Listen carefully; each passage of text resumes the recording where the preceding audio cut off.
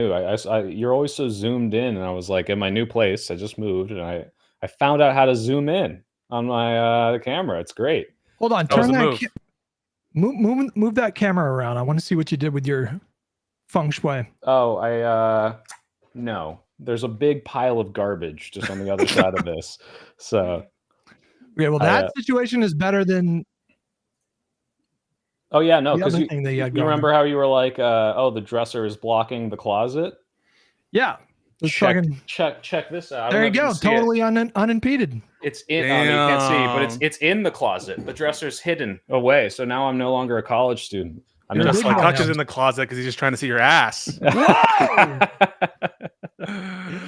Welcome, everybody's here. Awesome. Well, guys, welcome to Live and Learn, the only politics show that lies to you only 30% of the time. I am one of your hosts, the Soy Pill. With me, as always, is the flyest white guy, IRI. Hutch, the only gamer who doesn't say slurs. Pisco Liddy, the man who loves titties. And PrimeCayes, our special guest today. Hello, PrimeCayes. How we doing? Hello, hey, nice to see you all. Nice as haven't talked to IRA in a long time. What's up, buddy? Nice to see you. Oh my God, is there ancient lore? Are you guys old argue mates or argue against each other for years? Yeah. I mean, as long as you have a 1% difference of opinion, right? Well, I mean, your argue buddies on Twitch. But no, IRI has always been quite stand-up person. Always enjoy talking to him. All right. It's so good to have you right before the great day of election day tomorrow. Ooh. I mean, this will be a very interesting to get your take on stuff. So thank you for joining us. Yeah. Oh, thank you for being so kind as to invite me. I appreciate that. Those polls are kind of tightening, though. I don't know. Are they? A little bit. They? Which polls? Yeah. Well, there was a poll that came out that I just saw a moment ago that had just like a 4 or 5 point difference, and I don't know. I think Cuomo has in the aggregate like tightened the race a little bit, but I think the average is probably like 7-8 point lead at this point. I mean, that's the case for any like election, right? Like the polls tighten near the end. I mean, that's when people are actually paying attention. Like there are people who have who've had no idea about this race until like the last 3 days. That's true. Yeah. Why don't you tell us a little bit about your background there, Prime? Since I think you and I are both or I think everyone here is rooting for Mamdani. But maybe you can tell us a little bit about your political background and why you're so excited to see his Pisco. I'm firmly on the sex offender train. Okay, that's like my one policy. One policy issue. I always vote for whoever diddled the most people. So, do you think anyone here supports Cuomo? No. That's why I corrected cool guys. Everyone on this panel, but especially you, Prime, because this must be like a really like, I don't know, a very exciting moment for you, because you not only are you just like supporting Mamdani because he's a Democratic candidate, because it's exciting, but because in terms of like ideology, there's a lot of overlap there, right? Yeah, certainly. I consider myself a socialist, but it's I don't what I expect out of Mamdani isn't necessarily some sort of socialist revolution, right? Like I don't expect him to do the things that I would want to do, right? And to like cordon off like Wall Street, you know, like set up like an embargo on like the physical Wall Street, right? And fire cannons into it. No, he's not gonna do anything like that. But it's like giving, and this is always risky, right? But like still giving leftists actual an ability to shine, right? An actual ability to govern. He's coming in with a popular platform, so popular that he's cucking the governor, right? She's coming to him, to his rallies, trying to get some of his shine, right? And then getting booed by the audience, which is great, right? And pretending, oh, she didn't hear it. He has captured the popular, the attention of the nation, right? So much so that like other important races, have gone to the background. Everyone's focusing on Mamdani.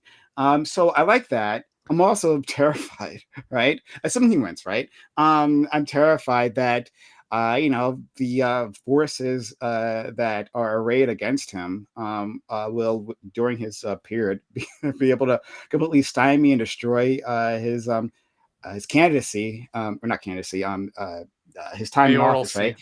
Yeah, his mayoralty. There, thank you. His I mayoralty. don't know what. Sure. But and then like that'll be an example of failure, right? And so what it'll play out as, right, in such a scenario is that, oh, okay, well, when leftists are in office, right, like this ends in failure, so we shouldn't bother, right? Meanwhile, corporate Democrats have been in power, right, forever, right, for even like talking about modern history, for like the last 40 years, right, and had endless failures, but those aren't counted against them.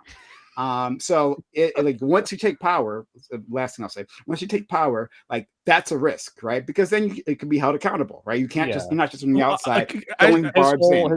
His whole tenure will be a mandate on, Dem socks and the far left progressive politics. In the same way that, like, as soon as we let women like own businesses, every time one fails, it's like, see, they can't do it. That's and it's why like, I'm curious. Wait, that's why I'm curious. And why I want the first question, because you said something there that kind of rubbed me the wrong way as someone who endorsed Mamdani during the primary and who wants him to win. You said, "Oh, it was so great when Kathy Hochul came out and she got booed." Like Mamdani's success is going to. I think it's a good thing if more institutional Democrats are willing to work with Mamdani, given the benefit of the doubt. I've been on this podcast. I don't know if you're aware, like heavily advocating for this cooperation between more moderate centrist Democrats and like endorsing Mamdani, that kind of stuff. And so when I hear you be like, "Oh, it's so good that Kathy Hochul got booed," this is someone who wanted to primary Kathy Hochul for her weakness on Mayor Adams and stuff. But to the extent that Kathy Hochul is necessary for Mamdani's success and for the Democrat success and for exciting the base, etc., don't you want her on the team? No, I absolutely do. I want her to bend the knee, and that's what she's doing. And so like that excites me. I'm saying, right? I think it's hilarious that she's on the back. That's what I meant by that. Not that I don't want her on a team, right? I think it's hilarious that it's shown that she's on the back foot, that she's not popular, right? And that she needs Mamdani more than, well, I won't say more than he needs her, because he does, like as you just said, right? Like he requires her to, like, for the mechanics of like getting his policies through. But I guess maybe they're more on an equal footing. I'll leave it there, right? With like the energy and excitement he brings in, right, and simply the status and power that she currently has now. But yes, of course, I want her to do as he says, do as he desires, really. And I don't want to prime you to grill you too much, Prime, but I'm a little hesitant of the narrative of the powers that be. There are people that don't want to see Mamdani succeed, but I'm hesitant of some of his policies, right? Like I'm not sold on rent control, but I do like a lot of his other stuff.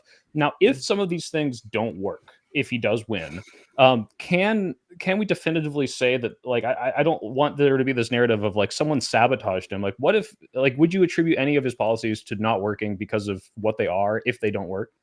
I mean, depends on what we're talking about, right? Like, there can be a scenario where I'm saying, well, I would say like, okay, well, he had a chance, right? He put in the policy that he intended to put in place, right? And then it failed spectacularly. Turns out this doesn't work, right? And yeah, I would lay that on his feet. And I'd say, as a left for people who have supported those policies, well, we need to go back to the drawing board.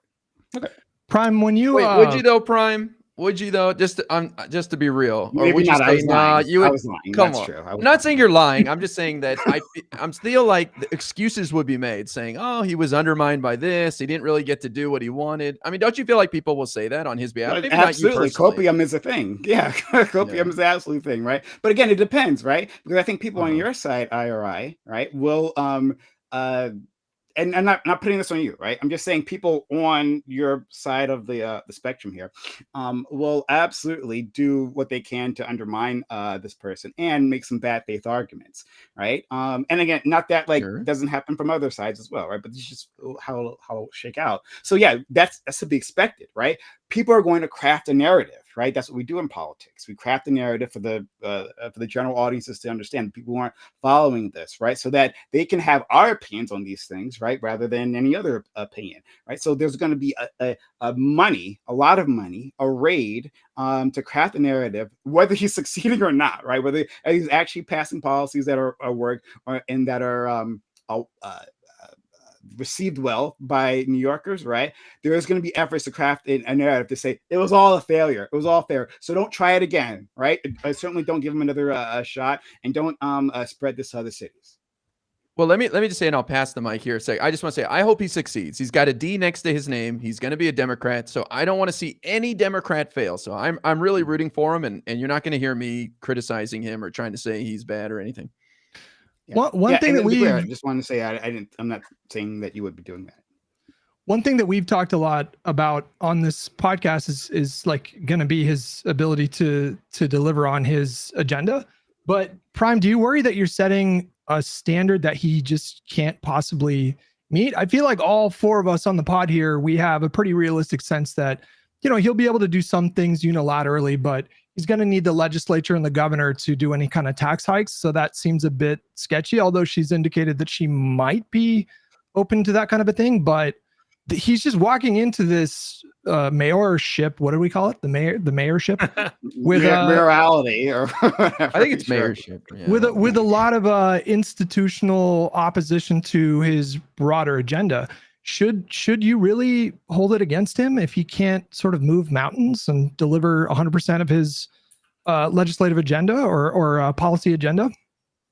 No, not necessarily. I'm saying, like, I'm not. I don't feel like it's weird to say that I'm holding him to one possible standard. I think I'm being very realistic. I'm understanding that he has the entire, a lot of the institutional weight of the Democratic Party against him, and certainly all the Republican Party.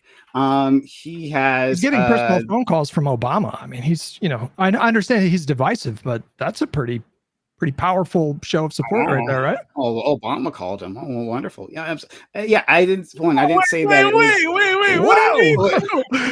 Wow. That's Democratic royalty. That's Democratic royalty. Sorry. First of all, I don't, and maybe my information is old because I haven't been following the race like every now and both. But did Obama endorse him? Has he campaigned for him? I didn't hear that actually. No. Don't know about endorsement. Okay, so, he called him then, right? He took up part of his valuable time. Oh, that's wonderful, right? I guess you should be grateful. No, Whatever. but it's a sign. It's stopping short of an endorsement. I think what Hutch's point, and I think that you know that, right? Like, yes, and I think it's because I think that he should endorse. I don't care. I don't care that you don't care, right? No, I don't care. Like, I mean, this is a Democratic socialist. Pulling his weight behind him. That'd be one thing, right? To be put his weight behind him, but he's not actually doing that. You're saying he had a conversation. Great. Like, what am I supposed to do, right? Am I supposed to go? It was a private conversation where Obama relayed that he found Mamdani's campaign to be inspiring. It's not an explicit public endorsement, but you know, that's not nothing. And I feel like well, hold on, just real quick. I feel like made a call. Hold on, let Hush finish real quick. I feel like someone in your position should not be so like allergic to that kind of power. You know what I mean? Like you're kind of like pushing that away. What are you talking about? I mean, but you're taking this like actively hostile kind of position when it comes to Hochul and Obama. But this is a guy that's a democratic socialist poised to become the mayor of the most populous city in the country. And so, and he's getting support from these like unlikely figures. And you're like, that's not support. Well, Prime, Prime. I think the idea is, yes, Obama didn't come out and be like, I'm fully behind Mamdani, which would be ideal, obviously, from that person in power. But for most mayoral races, if not all of them, Obama is not involved whatsoever. And by putting his name next to it, he does going from the Democratic Party. Yeah, I know. Well, I just think that it's at the very least above a positive or above a neutral, which is positive because you now have headlines of Obama attached to Mamdani. It's not as far as you'd like it to go, but it is helpful, I think. Yes, just like Obamacare, right? I mean, it's something, right? Not as far as you like it to go, barely useful, but like, I mean, it's something, right? And so we give Obama a pass, right? Hey, he called, right? And so I guess leftists should sing his praises. Look, Obama, who has spent his time, right, outside of office doing Netflix documentaries, right? Like pretending to be above it all as the country burned around him, right? He's finally decided to step out and talk to someone. And, I feel like what am I expected to do with this? I feel like people with your attitude lend credence to the idea that the establishment should pivot to the center instead of trying to work with you guys. because okay, that's nice. we get whatever. Yes, I don't give a fuck. Well, you're not Starting spicy. exactly incentivizing like a friendly coalition, are you? I don't care. Well, what's your goal? I don't. Well, hold on. My goal is to increase human flourishing, right? And I think to do that would require leftist positions. It would require power, right? It certainly does require power, Okay. but that certainly doesn't require groveling. That certainly doesn't require suddenly getting amnesia. It doesn't require getting amnesia about like the past 20 years, right? Like misremembering the Obama years and misremembering his post presidency, and all of a sudden being ecstatic that he gave a phone call. Oh yeah, but without actually putting no one's any asking you actual though. institutional weight behind it. Well, yeah, but no one's asking you to be like, oh, thank you, God King Obama, for taking 10 minutes out of your day. It's more of just like acknowledging, like, oh, this is good for Mamdani. He's getting former presidential recognition. This will catapult him into a higher tier. It's not like the difference between winning or losing, and an endorsement would obviously be more desired. No one's asking you to say thank you to Obama. It's just this is a good thing. I agree. Well, then, okay, fine. Then I can give you this. If that's all you're asking, right? Well, here's what I'll do, right? As I think Soy said previously, or maybe it was Pisco, whether this is, on the scale of bad, neutral, or positive, right? It's slightly past neutral into positive. Hooray. I thank you for more crumbs, President Obama. I want to get to something and meet Prime a little bit halfway, which is there have been legitimate criticisms, I think, of Obama's post-electoral victory behavior, including him dropping off the map after his first election win and not really doing anything with the grassroots coalitions that he had built from an electoral perspective. He actively dismantled it. He dismantled Obama for America, right? That's what happened. And then also in Trump's first term, being conspicuously quiet. I know that was like a norm or whatever that other presidents did somewhat. I mean, I don't even think it was a fully consistent norm. There were other former presidents that were incredibly vocal in American history. And so, and by the way, this is not just a lefty critique. People like our favorite person to talk about, Ezra Klein, have said similar things on their show. It's about Obama and that coalition dropping the ball, and maybe not being in sync with some of the rest of the famously not in sync with Biden himself, not in sync with Kamala Harris. And seemingly having his own view of how the party should go, but also like not intruding. So, folks, what do you think about Obama? Do you think there's anything to Prime's critique here, at least from a non-leftist perspective? Well, I mean, when you compare him to previous presidents of decades prior, he's certainly broken precedent with how much he's been like vocal. You could argue that he could have done more in the era of Trump, and I might agree with you, but he's definitely much more present when it comes to like stumping for Democrats than you saw from previous presidents. Like how many candidates did like George W. Bush stump for after he kind of same with like H.W. Bush, Carter, like even Reagan. Like I don't know how alive he stayed. When did he die? In the 90s? He died in 2005, I think, right? I mean, but by the time of his second term, he was already kind of like, having the worm tongue wife, astrologying her way. No, the astrology thing is true. That's true. But the dementia stuff happened, I think, later after his term. But yes, the astrology wife thing is absolutely true. I just, I want a Democratic Party that is strong enough to take on the Republican Party right now. And I would love nothing more than to have this party be like a big tent that would allow for people like you, Prime, and also people like IRI. But the way that you speak, it doesn't seem like you're interested in the same thing. You want a more homogenous kind of. Are you trying to take over the Democratic Party, or like what? Well, I'm certainly trying to take over the Democratic Party. I want more of the power to be in the leftist hands rather than corporate Democrats' hands. However, it doesn't mean that like I would throw IRI out, right? IRI. I mean, first of all, like look at him. I don't get the wall. He doesn't get the wall. Look at IRI, right? Like you got plenty of reading material there while you're waiting. A face like that, right? No, IRI gets to stay, right? Thank you. And I don't demand that everyone agrees with me. I love that people disagree with me. Like that's fantastic. I love these conversations. I love arguing with my friend Pisco here. It's so enjoyable. But I think that adds to the party, right? I think, and I mean this so deeply, right?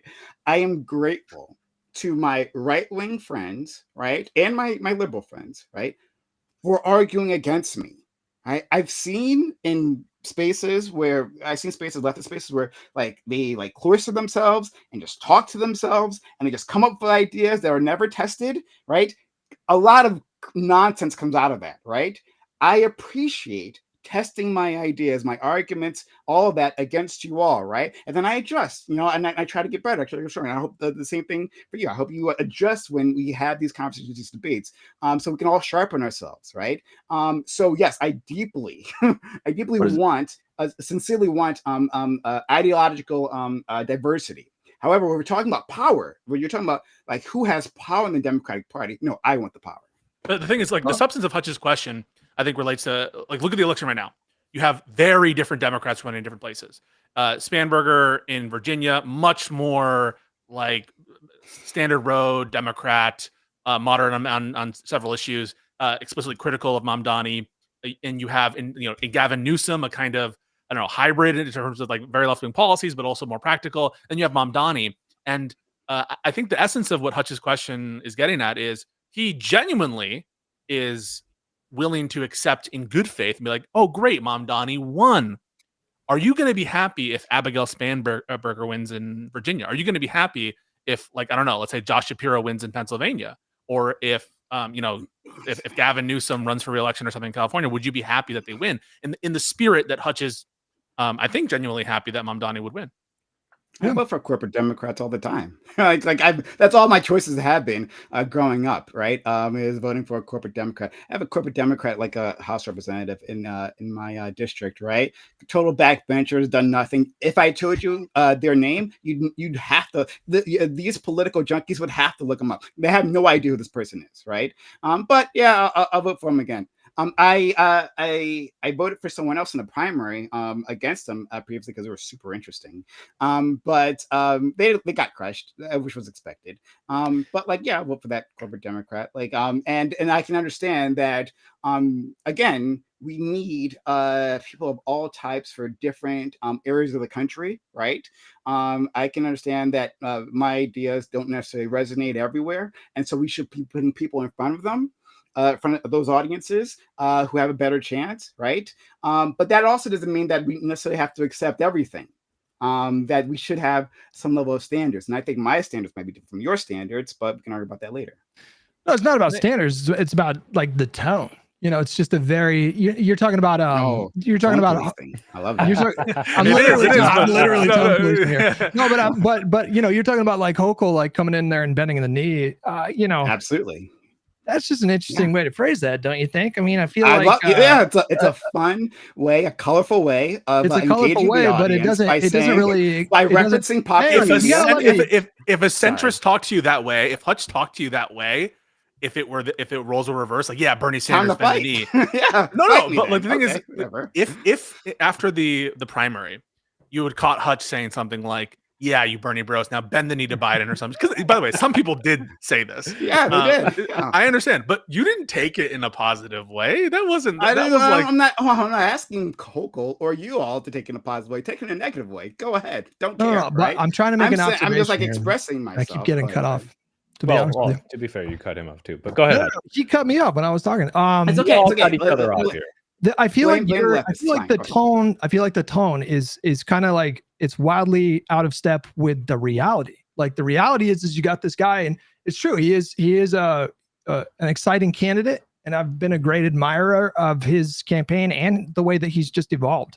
And I look at him and I get excited. But this is a guy with like 55% of the New York City voter base are going to probably choose him in the upcoming election. And it feels like you're doing the thing that I see a lot of lefties doing, which is you're treating Mamdani as though he's this like herald of a political revolution.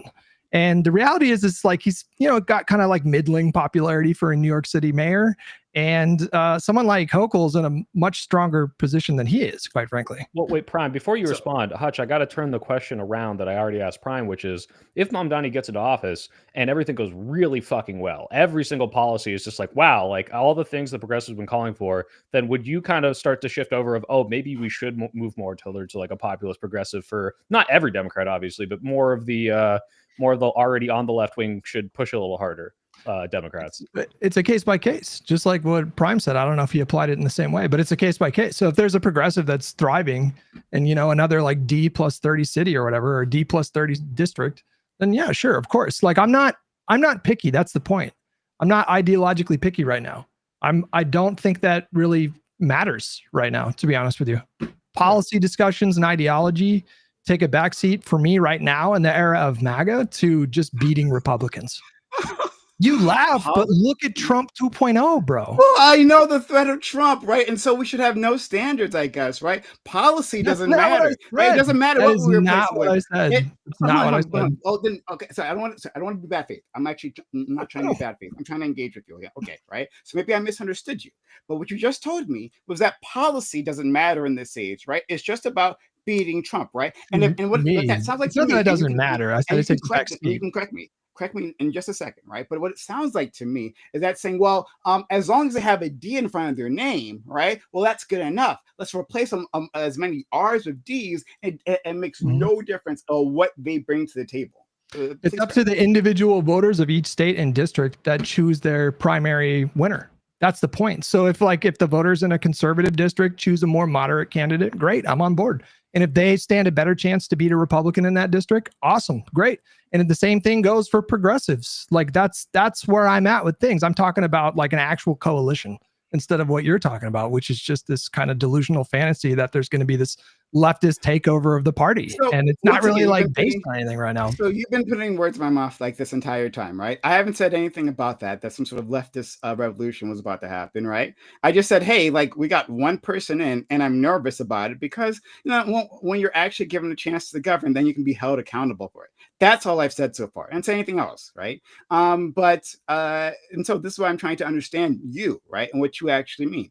So like it doesn't if we have a coalition, an example, just talking about like the Senate, just to narrow it down a bit. We have like a 51-49 advantage in the Senate. But like we have another Manchin, another Sinema, and maybe others as well who like sabotage the Democrats, right? In the most crucial of moments, to the point that they like these things reverberate into the future because like we didn't get crucial legislation through, and we aren't actually able to deliver on our promises while being in power, right? You'd say that's fine, right? Because at least we have a D. It's a Democratic Senate rather than a Republican Senate. You understand that Biden was legislatively like the most accomplished president basically of the modern era, right? And he did that specifically because Manchin was serving in West Virginia. I mean, I think like the question would be like, do you envision a progressive challenger coming in and actually making the kind of like winning the kind of election that Manchin did? Could you replace him with a progressive is my point. My question. I've literally already acknowledged previously that you couldn't. We should have people in place who can speak to those audiences as best we can. However, I say we have to have standards. No, I wouldn't say Manchin was a good idea because Manchin actively sabotaged the Democrats. And well, he voted for Biden's agenda and his judges the overwhelming majority of the time. But like you understand that without a majority, you can't get any judges or legislation. Oh, right? Yes, I understand that. Don't worry. You don't have to condescend to me. I get it. Yeah. Well, the way you talk makes me question that because you're saying it was a bad thing that he was serving there, right? Let me just interrupt. A quick pause. Simmer it down, Hutch. I do feel that a lot of the things being levied at Prime right now are 90% dumber progressives that I've seen on Twitter. I haven't heard Prime say these things yet. So no. I feel... Wait, no, hang on. He just said that it was a bad thing that Manchin was serving in West Virginia. I think what he's saying is that people like Manchin can sabotage an otherwise better agenda, which is true, and why Trump was someone who thanked Manchin for a lot of what he did, even though Manchin was instrumental in getting a lot of Biden's stuff passed as well. We would prefer to have someone better. If he's the best we can get, sure, that's great. We don't want a Republican there. But you're glossing over that. Like, if he's the best we can get, then we should welcome that, right? Welcome it, sure, but not be like. He disagrees. Prime disagrees. That's my point. He doesn't want to welcome that, right? So, I don't know. Okay, it depends on what you mean by welcome. And I'm not trying to dodge the question, I promise you. I'm just trying to work out what we're saying here. I wouldn't take away his Senate seat, right? Like, hey, like you've come in, like people voted you in, right? And I wouldn't say like, okay, now because he doesn't agree with me ideologically, the Senate should like somehow toss him out, right? I'm not saying anything like that. But like what the conversation started was that you specifically said, in terms of your view of like coalitions, like the coalition and the larger battle, right? That it doesn't matter at all who comes in, right? So like I'll turn it back on you, right? Like if instead we had a whole list of Democrats who won, who were like pro-segregationists, you'd say like, well, I welcome them within the party, right? They have a D in front of their name, not an R, and so thank you. Like, please let's fill up with pro-segregationists. You're welcome here. I mean, we'd be going back to the Democratic Party of 5 or 6 decades ago, right? Sorry, that didn't answer my question. Would you welcome? Oh, the answer is probably yes. Yeah, to? in that context, that wouldn't you rather have the New Deal and a Great Society stuff than not? Prime? Sorry, stop trying to dodge the question. Wait, isn't the answer yes? I'm not. No, hold on. No, it's not. Hold on, we're not time traveling Hmm. because he's like, oh, now we're going back in time. No, we're not doing that. I'm saying, hey, like for 2025, right, or into 2026, we have brand new pro-segregationists coming into the Democratic Party. Would you welcome them because they have a D in front of their name instead of R? He says no. Pisco says no. Hutch, what about you? Maybe. Yeah. There you go. All right. Yeah. So that's a difference of opinion here, right? Like I'm against segregationists, no matter what decade it is. Well, do you? I mean, I don't want to get hung up too much. We can move on to the next topic. But like, do you think that Donald Trump is a fascist? Yes. Okay. And well, Hutch, let me clear it up, right? Because Hutch, the reason you would say yes. But go ahead. Okay, but tell me if I'm wrong, Hutch. The reason you would ever say yes to a pro-segregationist Democrat is because what's on the other side is now the right has moved so far, even past segregation of, we're doing segregation and a lot more worse stuff, right? Right now, everything the same, but you would welcome a segregationist Democrat? Say that question again. I'm not right now, every policy on the right remains the same. I do think this is like we're fascist, treading into fascism, but they haven't, said they're going to bring back segregation yet. They're teasing the idea of miscegenation, revisiting that. But we're talking about fascism, right? Like when we talk about fascism, we should get into the specifics, right? What does that actually look like? Right. But if the Democrats are pro-segregationists, that's worse than the current right-wing party. You're saying that if we had, like, for example, like thankfully there are no emerging segregationist Democrats. I'm happy to entertain your hypothetical, but even if we were to do this hypothetical, ridiculous. Like you're saying that, like, let's say like 1 or 2 like segregationist Democrats emerged and all of a sudden they were competitive in like fucking Nebraska or Missouri. You're saying that us adding that to like get a Senate majority would be worse than the MAGA movement right now?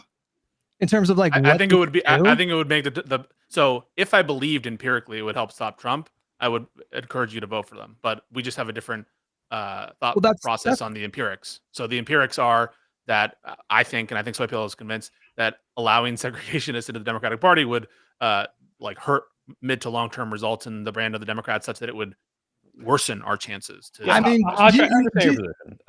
do you guys understand that like black civil rights leaders, when they were, deciding who they wanted to endorse when FDR was running, they endorsed him, even though he opposed an anti-lynching legislation. And even though a third of the Democratic caucus were segregationists and Dixiecrats, because their concern was fascism was rising. And yet, hold on. And yet we have a conversation these days about like Donald Trump is a fascist threat. And yet, like, you propose. I understand, Hutch, but this might be a good segue into another thing we were going to talk about, which Prime and I talked about last week, which is the amount of, I think you and I agree, displeasure and shade thrown at Platner for a Nazi tattoo. But if he was a pro-segregationist and was polling better than Susan Collins, would you not have the same shade? Oh, Hutch! Oh no. No. If Platner advances past this primary, I will tell my viewers to vote for him in Maine. Yeah. This is a primary. This is a discussion during a primary. That's a okay. And I guess the idea is in the primary, I doubt that the pro-segregationist is going to win over any of these other candidates. So the hypothetical silly because we wouldn't get that far. Yeah, I doubt it. No, I'm sorry, but no, this is important to we're testing, right? His morals, his axioms, right? We're testing that. he's saying that, like, yes, pro-segregationists are welcome, however he defines that, right? Welcome in the party just because they have a D in front of their name instead of an R in front of their name, right? Like, that's like the essence. Like, it literally doesn't matter what it is, right? And then he tries to bring in. That's exactly what he said. And then he does this copium, right? Like, trying to defend himself, like the nonsense that he just said in front of everyone here, right? Talking about, yeah, I mean, I guess your segregationists would be fine, right? And he has to like bring up like black civil rights, right? Like people operating in a different decade, right? Under like a literal state violence at the time, right? Like looking at a candidate who they could work with to overcome that segregation, right? Using the best political vehicle that they had at the time to they made compromises. You're saying they made compromises. And you're saying that within this decade, though, right? Like as it now, you brought up segregationists. Yes, I obviously did. To make I did. To do an extreme hypothetical. Yeah, whatever. Yeah, but you agreed to the extreme hypothetical. Yeah, you agreed to the hypothetical. We were talking about the hypothetical, and that's so fine. Soypill did a good job of drawing this out, saying, "Hey, like I'm very open about like how I work. Exactly the way it was now. You didn't like snake something out of me. I talk about this all the time. But we just had segregationists within our party. You'd say that's fine, right? Even today." Even if we don't have to make those compromises. Let me just ask you, like, if it meant taking away the Senate majority from Republicans, would you be okay with it or no? No, I wouldn't. No, I wouldn't be okay with segregation. Prime, this is just the Kamala conversation over again. I know really it is, right? Yeah. So this is Hutch's point. So I don't think Hutch is saying we should actively encourage Democrats to be segregationists or we welcome the open arms. No. I think he's just repackaging in response to your question a version of. He didn't say that. Okay, I know he didn't say that. I think he's repackaging honest. A version of the trolley problem where he's saying like I find fascism to be less desirable than Jim Crow segregation. Do you agree with that, Prime? Jim Crow segregation? You mean like? Do you agree with that, Prime? I don't know how that's even different. That's another. If it was just another form of fascism within the American society, right? We don't call it fascism, right? When we're thinking about this, but like massive state violence against that minority. Yeah, that's part of the fascist. But I think the way you framed it, that's what it is. But it's like, hey, as long as there are fascists, right? According to Hutch, as long as there are fascists, then yeah, welcome them in. As long as they have a D in front of them. So let me change it slightly, right? Let me do it again. Hey, if they are avowed fascists, but they have a D in front of their name, would you welcome them, Hutch? If it gave us the majority, yeah. So it doesn't matter. You see, this is why I'm testing you have to add something to that. But here is the difference. The difference is by welcoming like one or two people that have extreme positions. The way you framed it, Pisco, was not correct. You were saying like it's either like fascism versus like Jim Crow. The difference is there would be no risk of like Jim Crow laws being enacted in the Congress at that time. And if we allowed like someone who was like avowed fascist, like one person, there would be no risk of like fascist like codified law as a result of this. There's an additional thing that what you're saying is assuming it would have a good result, right? Which I think is the core thing. Assuming that welcoming these people would produce a less risk or okay. But that's where I think Soypill and I diverge from you in the current, where the context is different, I think, back in the 40s and 60s versus now, where that kind of empirical case about whether it makes sense in the medium and long term to make these kinds of coalitions where it starts to break apart. But I think there's a on point like example of this currently in Virginia, Jay Jones. Everyone here, I think, finds the comments made by Jay Jones about like killing, or I don't know what he said, like the death of kids, killing kids. Yeah. We all find that reprehensible. I want commitments from everybody. You guys all endorse Jay Jones for Attorney General of Virginia, don't you? Yep. Yes. I'm a little on the fence about it, honestly. On the fence. And why is that? It's the same thing actually with the Graham Platner stuff, where I'm like, okay, if this is the stuff you're saying in private, like I don't know how I feel about you being in charge of a lot, let alone anything. Now, granted, there's not really a better choice right now. But in the same way, Obama might give Mamdani a phone call. I can say, look, I'm not going to be upset if he wins, but damn if I don't want to put my weight behind him. So what objection do you have against like Prime? And Prime's like, okay, if this is how Kamala deals with the genocide in Israel, hang on. So the private comments of Jay Jones is enough to be like, I might not vote for him for Attorney General of Virginia, So even if they're horrible like that? Sure, and I guess the difference would be the scale of the consequences of Okay. him losing. Now, if you were to give me a good case of why Jay Jones losing would be detrimental on a massive scale in Virginia, I'd say, yeah, whatever. I guess we could ignore this. But again, this is just like welcoming a segregationist into your party. While I can completely understand Hutch's, like, yeah, obviously, if accepting two people who are not going to, pass major legislation to stop the fascist party is like the alternative, like that makes sense. But what are the downstream effects of welcoming this into your coalition, and like how does that make you look? Does it reduce turnout? Wait, you don't think having a Republican as the Attorney General is bad? No, I obviously in the state of Virginia, like that's bad. Not. I don't. The guy apologized for his comments, some text messages between him and a colleague a couple years ago, and you're willing to risk getting a Republican Attorney General in one of the most pivotal states in the union? Really?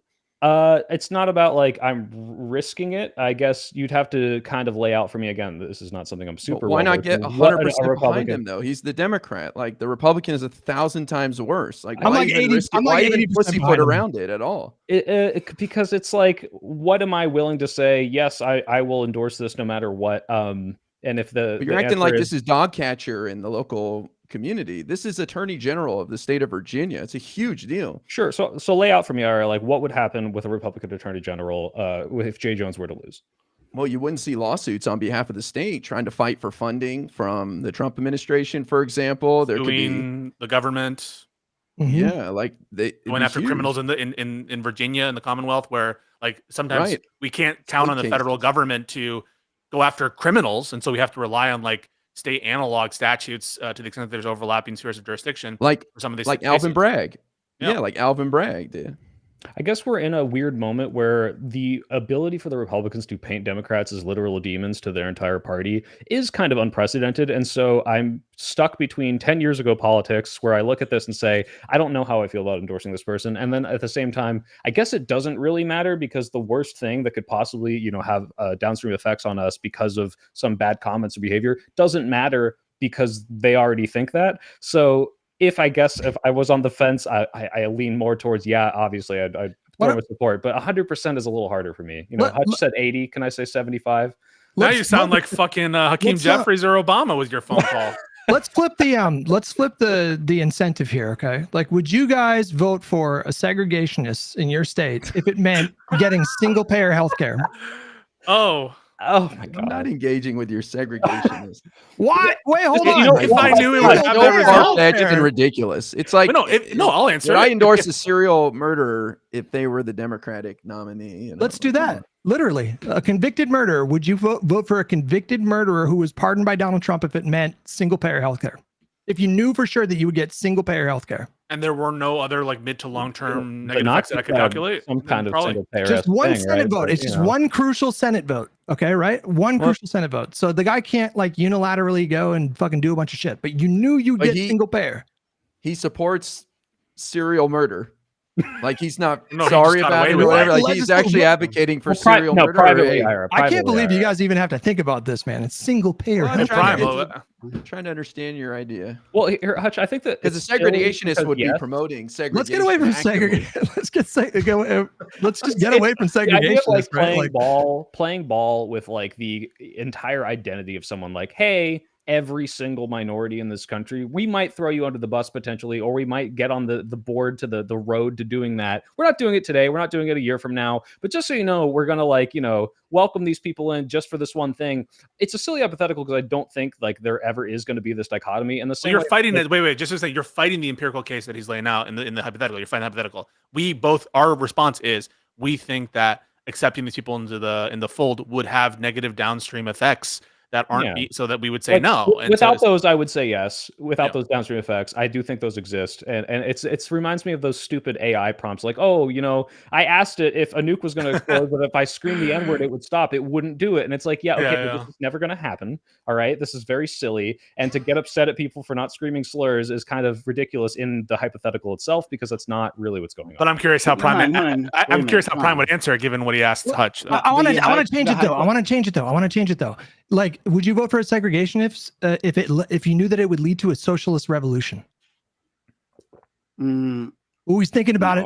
No. Oh, come on. One only for white He was people? tempted. Like I don't like No, for what? everybody. Yeah, Like your No. ideal socialist No, revolution. I'm not. No, hold on. I'm saying that there is a minimum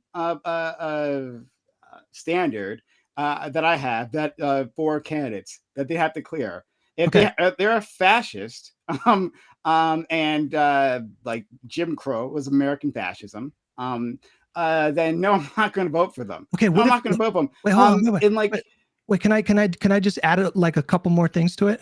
Like, what if you had advanced knowledge that your socialist friends would murder this man as soon as you did the socialist revolution?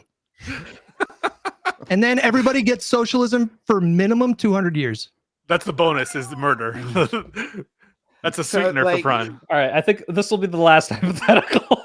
Come on, I just want to know the answer to that question. No, no, sorry, no. Like what you're trying to do, right, is like you're saying, hey, like, sorry, the hypothetical that I created, right, I think is firmly within the bounds of like logic, right? Like now we have to bring in like exotic technologies, right? So that we can know into the future what's going to happen, right? You brought up the segregation. No, hold on 1 second. No, hold on. I'll defend it, right? Because we have people within our party who defend genocide. They defend genocide right now. That's the thing that's happened, right? They defend I'll throw in Palestinian statehood. I'll throw in Palestinian statehood. They defend racial hierarchies, right? When they happen in other places. I'll throw in a one-state solution. And they continuously within the current Democratic Party, they continuously ignore, right, and downgrade and exploit the Democratic the black base, right? They come to us hat in hand asking for our votes, right? But then when racial violence happens to us and we say, hey, let's get a policy solution, right? Like the George Floyd policy, Justice and Policing Act. Yeah, thank you. Yes, George Floyd Justice and Policing Act, right?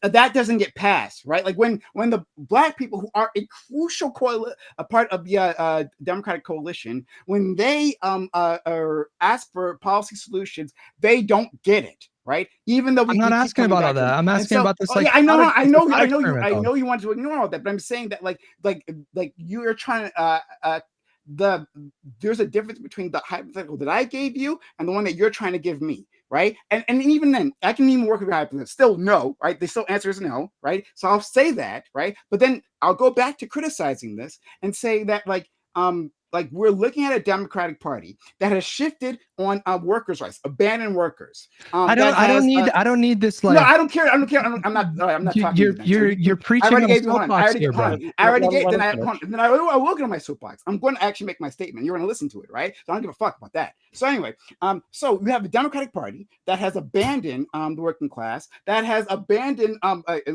the conversations the LGBT crowd, right? Because we don't want to be too woke. That continuously doesn't deliver for racial minorities, right? Like this party actually talking about like hey, being okay with segregation. I don't think that's so crazy. I think there's a point in time we can bully them. Man, come on. You think it's so? Well, I don't think it's so crazy. I think within the modern Democratic Party would be advocating for segregation. No. In America? Not the party, but like there could be candidates who would actually do that, right? Like, well, hey, viable candidates. Hold on. Yes, hold on. If it's within a southern state, why not? Right, hon. Well, we have candidates with Nazi tattoos, so sure. Yeah, like there's indeed we do, right? I'm just curious. Hold on, one second. So, of course you would. I'm saying that like within the Democratic Party now, right? We don't have standards. We don't have standards, right? It's what Hutch wants, right? We have no standards within this party. You can be anti-abortion, right? You can be anti-LGBT. You can be anti just about everything. But you guys think that apparently being anti-black is a step too far. How many congressional Democrats? How many congressional Democrats are pro-life in the entire Congress? Hutch, what he's saying is, what the argument that you're advocating for here is, and I kind of am sympathetic to this, is there is no limit to what a Democrat can believe that violates what we would otherwise consider a democratic principle if they help us beat fascism, which I am sympathetic to insofar as, yeah, we need to beat fascism in the general, but like, it's kind of crazy to assume or to posit this reality where we just have no, like the Democratic Party ranges from pro-life to pro-segregation, and that's the only way we can be. But then it implies that there's a standard, right? So is there a standard or not? Because I'm told that there is no standard. There should be. I mean, but I think it's with respect to different things, right? So I think there's a conflation because at the point of general, like I'm just going to go with Hutch, that it's really about choosing the lesser of two evils. And so at that point, like it's got already cooked and you just got to do the action. I think that. So but we're talking about something different. Of anti-black violence. Well, hang on. Because the thing is, I don't want to get your invitation to absurdity, which is put everything on the table, the destruction of the universe. I mean, Hutch was giving you one state solution in Palestine, freedom of the Palestinian people. He was throwing in there Medicare for all. So no matter how good. I know you don't want to engage, but the thing is, I did engage with it. But I did engage with it, right? I know, but I am unable to bite that bullet. I can't say that I would suffer the destruction of sentient life on this planet because to vote for like a segregation. It's like that to me seems so absurd and ridiculous that I could never accept that, right? Pisco, this is the difference I'm trying to draw with you, right? So I can just easily say yes to that, right? Because that's not a situation that I'm ever concerned about facing, right?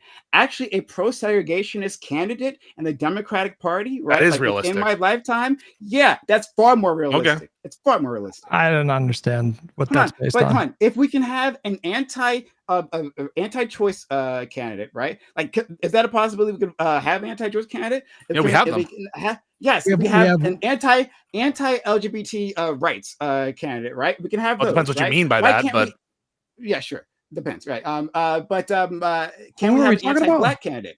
Why wouldn't we have why would that be the one step that we couldn't cross? Why would that, is that the standard, right? People just can't be anti-black. But most people, like when you say something like your hypothetical is more or less realistic, I don't understand, like, why do you care that like a hypothetical is more or less realistic? We're talking about your principles, and the reason we're asking these questions presumably is to get an understanding of your principles. And so how realistic the hypothetical, I mean, we're trying to get at what's motivating you. And so you commenting on like, okay, I guess I would never have the opportunity to vote for a segregationist if the other side of the ballot was literally the destruction of all sentient life. I would, I guess, grant you that that's less realistic, but the whole point of the hypotheticals is to suss out like what's motivating you. And I think it's a good transition into Platner. Yes, so suppose that Graham Platner actually was like kind of, didn't like Jews that much. Would you vote for him? He said that I think the Jews okay. He's notwithstanding the okay, at least you're consistent on that. I'll grant you that. I mean, yeah, but as I said, with Swaypil and I, we had that discussion last week on Wick's panel. I said that as of now, as of the recording, right? Other things can come out.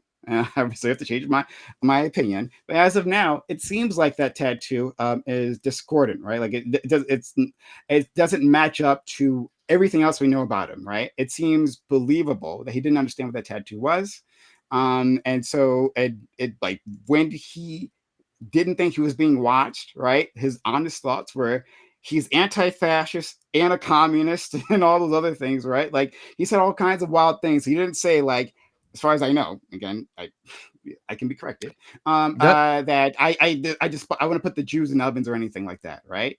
And so because that it seems to be a mistake, it doesn't actually seem to be reflective of his inner personality. Well, then I can deal with it. Is it believable to you that he had that tattoo for like, I think 20 years? I don't know when he got it. He's 41 now, I believe. I imagine he was in his 20s when he got it. Is it believable to you that he never made the connection? I understand you and we don't have that imagery in our life, but he has it on his chest, sees it every day, and he's more likely to notice it in a movie or TV or someone else pointed out to him. Yeah. Do you think it's likely that no one pointed it out to him until just recently at 41 years old or whatever it is? Sorry. Do you believe that, Prime? No. I'm going to answer your question directly. I'm sorry. I was getting, I'm getting DMs. But I'll to answer you directly. I saw an article, and I can see if I can pull it up again. But I did see an article that was showing some evidence to say that he's actually lying about that. That like he might have known about it previously, and he's just saying, "Oh, I just found out about it, and I'm just covering it up." Right? Yeah, I think the two pieces of Which evidence would that be aren't corroborated is like the former campaign manager had said that he kind of knew or knew before that he alluded to, and then there was the article that said he had referred to it as my Tottenkopf at one point, Well, which is that you must know what it is if you use that name. So, and when Jen Psaki asked him about it, his campaign manager saying that, he said that's inaccurate. He didn't like push back harshly. But I guess I'm curious, Prime, what are your thoughts on it after looking at all the evidence and reading all the articles? Do you think that he honestly didn't know what that was until just recently? I know from that the article seemed persuasive. That's persuasive to me, and with what you just said, right? Like, hey, he has his imagery on his chest. You would think he would notice it, like in a popular media. So no, I think he's not being totally honest about like when he learned about that. So, but you still support him as the Democratic nominee, right? You want him to win. You support him still. Yeah, because of his policies, all in all, seem better. I think this is a massive mistake for him. I think when we see these PR nightmares, we see especially a novice politicians, right? Like handle them badly all the time. You see people in the field for like decades, like handle it very badly. So I think he's handling this Prime, under your notion. No, one second. I would say that in fact, actually, I forgot what I was going to say. Go ahead. Under your version of events, someone knowingly lied in current day is knowingly lying and maintained a tattoo, a known Nazi tattoo, for some undefined period of time, and didn't cover it up in that interim, and then lied about it. And your response is, well, overall the policy, and I agree that if we're just doing a cost benefit, like, okay, that's a factor to consider. But isn't the most likely situation is that he liked the Nazi tattoo, correct, and didn't want to get rid of it? Yeah, but is that the most likely scenario? Let me at the very least, he knew what it was, and he did a cost benefit analysis and said, well, if it hurts some other people or it's a hateful symbol, that's not my problem, I guess, is kind of what he said. Now, what if it was like a pro-Israel symbol that he had accidentally tattooed on his chest? Would you give him a pass on that too? Of course I would. Why wouldn't I? Of course. Assuming it didn't line up, right? If he was an actual, a factual genocidal Zionist, if he was a Zionist, what if he lied about? But what if he lied about? He knew earlier that it was a pro-Israel, associated with pro-Israel. You'd still give him a pass? Then the offense there is that the politician lied to me, right? Which is what they do all the time. Certainly Obama did, right? Like politicians lied. Certain Biden did, right? Like politicians lied to their constituents. I don't like it, right? That's a red flag. Like I was saying last week, it's not I'm excusing this, saying, hey, don't pay attention to this, walk away. No, I'm saying integrate this into your calculations for whether you want to support. Why shouldn't we treat it as a swastika? I imagine that you wouldn't say that about a swastika. Last thing. Yeah, if more comes out, the anti-Jew tattoo. I'm not dismissing it at all. I don't know what you're talking about. I'm not saying that at all. I'm saying, hey, integrate it within your calculations, right? And if more comes out, it adds to it, right? At some point, it reaches. It's when it's unacceptable. Now, like there's enough outrages that's unacceptable. You can't vote for them. I'm saying this outrage, it's an outrage, right? But for me, because he doesn't seem to be a Nazi, as far as I can tell, right? Then it's just a bad decision making on his part. So can I jump in real quick? I just want to say, because the reason this isn't incongruent with what Prime was just saying is that Prime was saying, I won't vote for someone who is policy-wise pro-segregation, not potentially a secret segregationist. Now, I'm not saying I necessarily agree with the analysis of the tattoo thing. I'm just saying that it's not a contradiction. Are not hypocritical. Yeah, I'm not saying it's a contradiction. I'm not saying that there's a contradiction yet. But I'm just trying to suss it out. So, given your view, Prime, which is that he knowingly kept it, at least for some undisclosed period of time, why should, if it were a swastika, you treat it differently, right? Yes, because I wouldn't believe that he didn't know what a swastika was. Right. So, but under your lights, right, under your version of events, he knew that it was a Nazi tattoo. So why would you treat it differently? Given that, that's so different. what the swastika adds? Well, let me say this, and then I'll let you respond. What the swastika adds is no one can reasonably believe he wasn't aware that it was a Nazi tattoo, because the swastika is a known Nazi tattoo. But given that you think he knew at least some point that it was a Nazi tattoo, doesn't that equalize him? No, it doesn't at all. Okay. Not at all, right? Because if he got the Nazi tattoo way back when, right? That means that almost certainly means he's pro-Nazi, right? It pretty much 99% means that he's actually pro-Nazi, even though he never said it, right? Like, there's no way to believe that he didn't understand what that symbol was, and he put it on his body, right? And so I would say he's actually a secret Nazi to him, right? But if he made a mistake in the past, right, and found out later, but simply didn't rectify that immediately, so this is what you're saying, right? So what I'm understanding is, at the point of application of tattoo, that there's no reasonable doubt as to for the swastika, but there could be at the point of application for the tattoo he has, and now explaining why he didn't get rid of it is maybe easier to do than why he put it in the first place. Is that what you're saying? Yes. Well, what is the response about why you didn't get rid of it instantly? Yeah, once someone tells you, "Hey, that's a Nazi tattoo," and you're like, "Yes, it is," then you're accepting that you have a Nazi tattoo on you, which could have happened years ago. It's so now he's accepting. Hey, I've got a Nazi tattoo on me. Oh well, I guess I agree. It is. I mean, I would be horrified if I had some sort of bigoted tattoo. I would agree. Me too. Like, I don't know. Like, I'm not saying it's a good thing. So is the explanation that he just didn't care that he had a Nazi tattoo, or that it wasn't top of his priority to get rid of it? I have no idea what the explanation is. I don't know the explanation. Like, the point I'm trying to make from my understanding, he's keeping with the story that he only just found out, right? That's a lie. You said you think it's a lie. So then what? So yeah. I'm saying but I don't know the actual. But I don't know the actual explanation. Well, if he's lying about it, wouldn't that imply that he doesn't have a good explanation? And if he doesn't have a good explanation, probably. I agree. It's a bad thing. Hold on, guys. I agree that you said it's bad. I agree you said it's bad, but like, I think that you don't want to it's possible he liked having a Nazi tattoo on his body. That's a possibility, right? I think it's less likely than it's less likely that it is a reflective of his policies and his future actions and his beliefs.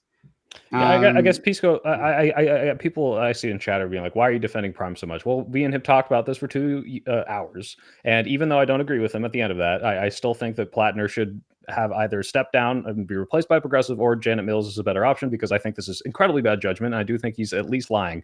The idea is, no matter what the story is, whether he lied about it or not or whatever, his policies for decades do not demonstrate that he's a secret Nazi. So I think the risk that Prime is making that he is one is far lower than him actually being sincere in his progressive policies. And while this might be bad judgment, in his calculus, these policies are more worth it than whether or not he's did we see in the Go ahead, Guy. I just want to say quickly, this hand waving of it's an Nazi adjacent tattoos, no big deal. In my opinion, as a Jewish person, it kind of normalizes Nazis in society. He got by accident. What's the big deal? It's just a Nazi adjacent tattoo.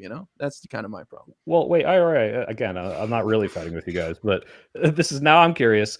Would electing a segregationist not normalize segregation? Well, yes, IRI said he would. Yeah, I don't think IRI said that. No, but I think IRI bit the bullet to the extent that he answered the question, which was he's going to support the Democrat. He's a strong inclination in that sort of direction, is that he would support the Democrat over the Republican. Platner. I mean, he was just okay. He totally raked you over the coals. So I feel for you feeling bad about Jay Jones, and so I think the implication of that is IRI. I think it is. No, he's just observing some negative. That's kind of downplaying, what's it called? Euphemistically referring to it as a Nazi. Yeah, this is why I asked Prime if it was an Israel-related tattoo, if he would feel the same way. And to his credit, he said, yes, I would. I would dismiss it as he doesn't hold those beliefs. He just happened to get it. And maybe he was kind of a shithead about not getting it covered up. Right, Prime? I mean, that's what you said, right? Yeah. And to be clear, even if it was the Star of David or whatever it is, right? I would call it a red flag. Right? This is something I'm going to keep in mind, right? And if there are other things that come out that are distasteful, that are outrageous or whatever, right? That might equal, right, within my calculation, I can't support this person anymore. Just right now, this isn't determinative of that for me. Okay, but hold on, let's add. Hold on, but let's just one question to everyone, right? Like, do we think that Platner is a secret Nazi? That this is proof that he's a secret Nazi? Let's go around, make sure. So Pisco, you don't think so? I don't think that it shows that he's a secret Nazi. No. Okay, IRI. I don't, but I think it shows he maybe doesn't really care about what people think about Nazis, I guess. That I think that's fair. All right, Soy Pill. Yeah, I mean, you know my position. I think he handled this very irresponsibly, and I don't really trust his judgment very much. Yeah. Hutch. I don't know, but I think his judgment is horrible, and I don't think that this is a justifiable risk against a woman that has defended that seat 5 times. On this seat, and Susan Collins. No, oh, Susan Collins. Not Janet I thought you were talking about. No, sorry, excuse me. All right, fair enough. But going back to our discussions previously, right? How can you complain about my attitude towards Obama's phone call that would incentivize the Democratic push to the center if you're willing to support literally any of the Democrats that do so in any direction, right? What's their incentive to change if they get support no matter what they say or do, right? So let me clean that up, right? So what's the incentive of the Democratic Party to be better if no matter what they get support, right? No matter what they, go ahead. I don't think that you're going to hear us we complain about Democrats, some of us more than others, I would say, but we complain about Democrats and we target those criticisms. I think that we distinguish different criticisms, and I think that you're absolutely in the right to criticize Democratic leadership. I do all the time. Where I think I felt weird about what you said related to the Obama call, more the Hochul comment that you made was this is an example of Democratic leadership, or at least more centrist Democratic establishment Democrats, kind of showing an olive branch, and the way in which that was being received was negative. So I am totally good with you guys, with people criticizing Democrats. I think it needs to happen. I think some of the people who are the Democrats should be defined by nothing, and that to me is wild. I think Soy Pill and I have the same opinion there. But when the Democrats seem to be coalition building with left-wing people and candidates who people are excited about, to have that met with contempt, I think that is not where's or at least kind of it's a kind of haughty arrogance or snarkiness. I think he was more joking. Okay, more joking. Prime, can I give you that? Yeah. No, yeah. Okay. Look, again, I think Hochul. I don't like Hochul. I don't particularly love this individual. But I want her to work with Mamdani. I think it'll be a good thing rather than bad thing. If she and if she is a good partner, right? Well, that will raise her raise her my estimations, right? In my calculations, she will be a better candidate. She will prove herself to be a better a Democratic governor, right? Than otherwise, right? Than working against them. So yeah, I don't know, guys. I'm trying to have fun here, but I want to challenge you here, Prime. I don't even think Mamdani's a leftist. I think I've heard some criticism from people further left than me say this guy is just a cover for capitalism. He is not a true socialist. He's a democratic socialist at best. And his policies are nothing special. Public-private partnership at grocery stores, free buses. None of this stuff is leftism. So will you support this guy? I mean, I don't think he's even a leftist. So you're just supporting a capitalist Democrat establishment. What's so different between Mamdani and Joe Manchin? Not much. Fuck Mamdani. That guy sucks. He's a stupid. No. Make the comparison to Kamala. I mean, other than Israel, put Israel to the side. Other than the genocide, sure. But in all seriousness, I mean, do you really disagree, Prime? Come on, you're a true leftist. No, how can you? This guy's not even a real leftist. Okay, excuse me. I think that the Overton window, it really is a beautiful framework for understanding how politics works. A true socialists, right? The ones that those lefties would love, right? That person's firmly outside the socialist one, the Overton window, right? And would not get elected. But this is our remember the term socialism is still a dirty word in politics, right? Even to some people on this panel, I'm sure it's a very dirty word. And so like this is our chance to prove one that like you can be a quote unquote socialist, however you define that, right, and not undermine America, right? Two, that from that area of the leftist spectrum, right, you can have policies that don't like leave cities in ruins, right? And three, right, just to have a friendly, constantly smiling face, right, in front of the camera, right? That's not saying death to America or anything like that, right?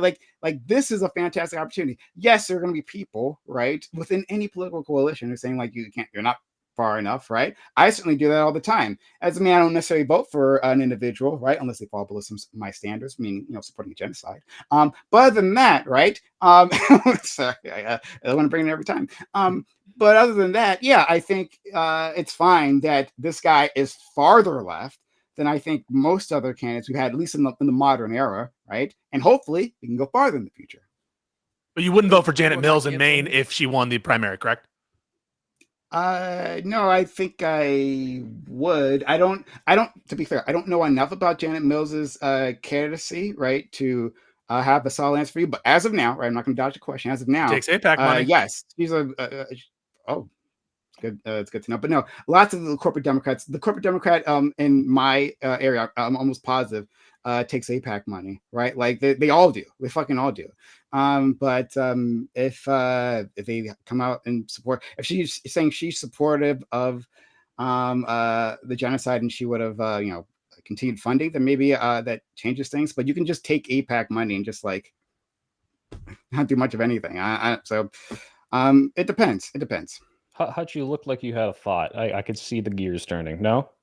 Well, my overall, like, I mean, I just feel like there's a lot of anger in the party right now. And I feel like going back to the Platner thing, I feel like if this guy actually gets more popular as a result, because I saw one poll that showed him actually his popularity went up, but we haven't had any high quality polls in Maine. If you show me a poll tomorrow that he actually gets more popular, then I think we're in like deep shit, because I don't think it's just going to be the voters in Maine that are going to be like throwing their standards just completely out the drain just because they're so pissed at the establishment. So I feel like we're in a very, very precarious situation right now. I hope Platner loses. I really do.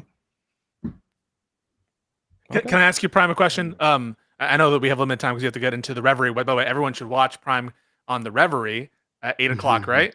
Yeah, links in the description, everyone. All of Prime's links. And yeah, definitely PrimeCayes on Twitch. I think it's PrimeCayes on YouTube as well, right? Yeah. Mm-hmm. Okay. But I have a question for you. What's the story of tomorrow going to be? What's your prediction? God, I hate making predictions. I'm no good at them. But it seems from what I'm hearing, and I'm coming down to the grapevine, that like in terms of early voting, like today and like maybe yesterday or whatever, there was a big explosion of like younger individuals coming out. It sounds like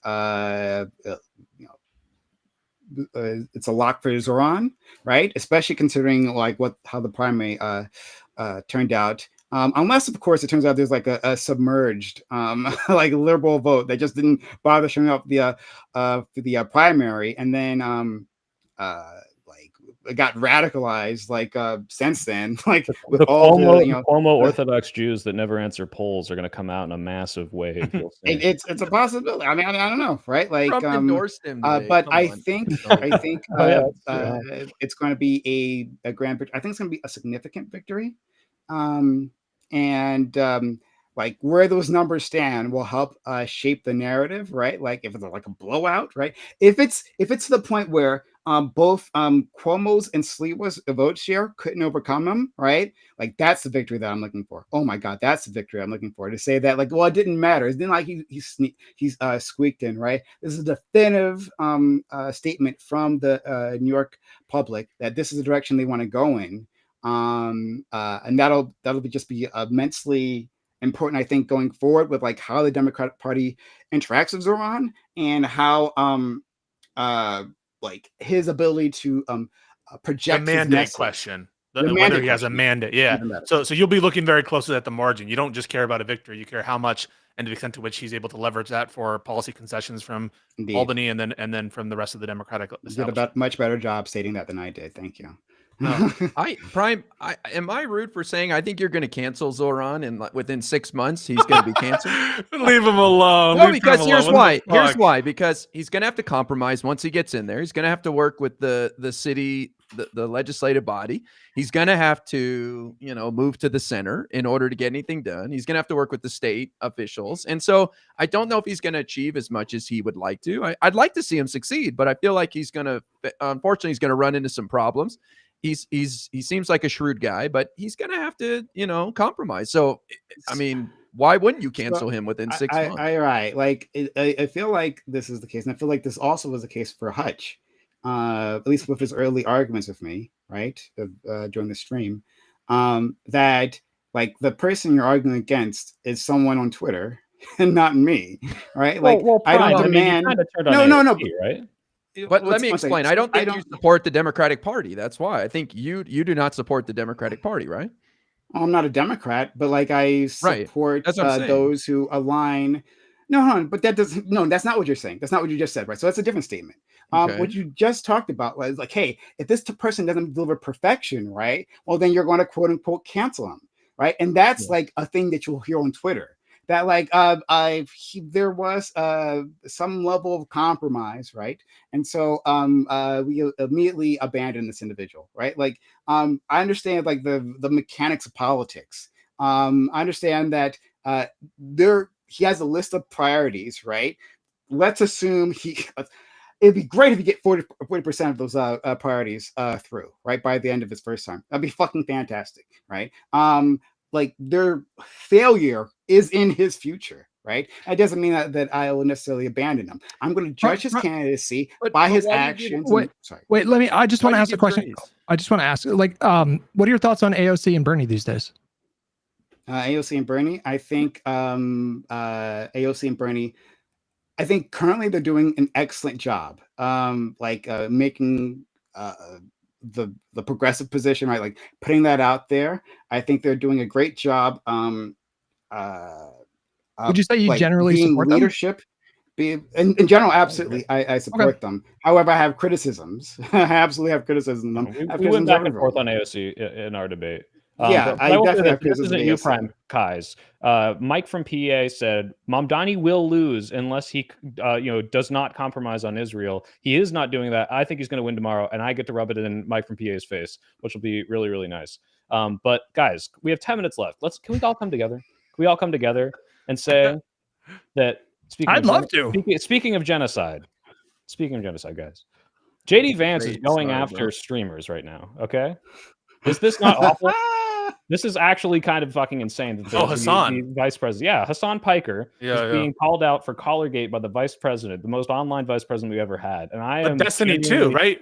Yep. So there's something happened where it was like there was a request made to prosecutors in Florida. Or something. Yeah. And that's horrible. It was after the Charlie Kirk stuff, I think. It's like you got to compartmentalize, because on the one hand, I think Hassan lied about the shot collar, and on the other hand, it is fucking insane that the vice president is talking about streamers and, to Pisco's point, trying to influence like prosecutions because he didn't like their speech. It's just a horrible moment that we find ourselves in. Prime, did Hassan lie about the shot collar in your opinion? Oh no. I have no idea. I don't follow any of the Twitch drama. I assure you. I was just curious if you had a thought on it. That's all good. I have no thoughts on what Hassan does. No. I think he did lie, and I still will defend him against the vice president cracking down on his speech, because that is scary to me. Well, what is JD Vance threatening him with? I don't think JD Vance is specifically threatening him, but I think that this is in tandem with what these hearings coming up that got delayed, right, Hutch? I don't know if they're coming up soon, but the idea that we're asking the CEOs of these media companies and Steam and Discord to answer for, what they're hosting, and kind of have this like federal oversight in a way that I'm uncomfortable with on what I want to be a little more of a open discourse platform. Yeah, I don't know if they're going to reschedule that hearing, but I guarantee you they're going to show like at least 3 Republicans are going to show like a sizzle reel of Hassan Piker's greatest hits from Twitch over the years. and it's Cuomo tried it in New York. Yeah. So I called that too, by the way. I was telling my chat, I'm telling you, within 3 weeks, Mamdani is going to disavow Hassan. And I thought it was going to be because of the hearing, but then Cuomo did it during the debate. But he disavowed him on the 9/11 comments, not on the caller game. No, yeah, I didn't mean that, but yeah. But no, hey, Prime, I know that we should probably give you some lag time to jump into. No, I would just start it late. It's fine. Okay, it's fine. Yeah. Other questions I have for you. Do you care about the Democratic referendum in California? Do you care about the outcome of the Virginia, New Jersey governor's races? Give us a window into your amount of care regarding that. Like, are you like watching? I was like, oh my God, yes, the Democrats are winning in the redistricting fight in California, or yes, the Democrats are winning in Virginia. Are those thoughts that go through your mind? Yes. I don't identify as a Democrat anymore. The Democratic Party has completely and utterly disappointed me too many times. However, like, I understand, like, I'm not, at least not currently, I haven't yet been convinced to be like a third party guy. I understand that the Democratic Party is currently the best vehicle to get my policy agenda through, right? We just have to take power away from people like IRI and Hutch, right? And that's the fight. And so within, and I'm willing to engage in it. And until that happens, right, there is a range, right, but a range of Democratic candidates and priorities, right, that I will certainly be supporting. And so, like, in terms of like the redistricting fight in California, absolutely, yeah, we got to take power. We need to take power. And so let's do that, like, through we being who? You said you're not a Democrat, so who's we? Oh, I'm sorry. I'm just using. He's part of the coalition, Pisco. We can let him in. Yeah, no. That's no. I mean, it's a fair criticism, but like, it's just like I'm using a common speech pattern that got it. To talk about. So like, Democrats need to take power. Is that what I heard you? So are we substituting Democrats in for we? We're substituting Democrats for the larger left coalition. Okay, so the larger left coalition needs to take power, and Democrats are a part of that. I mean, Democrats are the vehicle for that. I mean, the Democratic organization is a vehicle for that. So I'm hearing the Democrats need to win. Yeah. Okay. I don't know why would that. Why be surprised about that? No, I find that interesting. That you left out yes or no. Do the Democrats? The Democrats, yeah, the Democrats. Well, not the Democratic segregationist. Another way of saying the Democrats need to win is the Democrats should win. Are you accelerationist at all, Prime, in that you want to see more loss? No. Okay. No. I was just curious. No. I mean, I think that idea like tells people that they shouldn't necessarily vote for Trump, right? Because like people on the left, that we should vote for Trump because if we accelerate to fascism, we'll accelerate to the utopia afterwards. No, there just could be just fascism afterwards. Like, so no. Fair enough. Is there anybody you're excited about? We kind of put it into your mouth that you're excited about Mamdani, but are you like genuinely excited for him, or is there any other candidates out there that you like? I mean, I am generally excited for Mamdani. Okay. There are other candidates. To be fair, to be perfectly honest with you, I haven't followed all the races of this particular midterm. Like, Mamdani has been more of my focus. What about Tallarico? You like Tallarico in Texas? I don't know who that person is. I'm sorry. I don't know who that is. Wait, I have one more triggering question to ask you, Prime. One more triggering question. So you think that right, like Kamala Harris supported a genocide, and you're not comfortable in supporting someone who supports genocide. Why are you comfortable supporting someone who supports a genocide? Support someone who supports genocide. So for example, why would you support AOC who supported someone who supported a genocide? No, this is where I had my criticism, right? In terms of soy pillar members, right? Like AOC voted, or she voted president or something, right?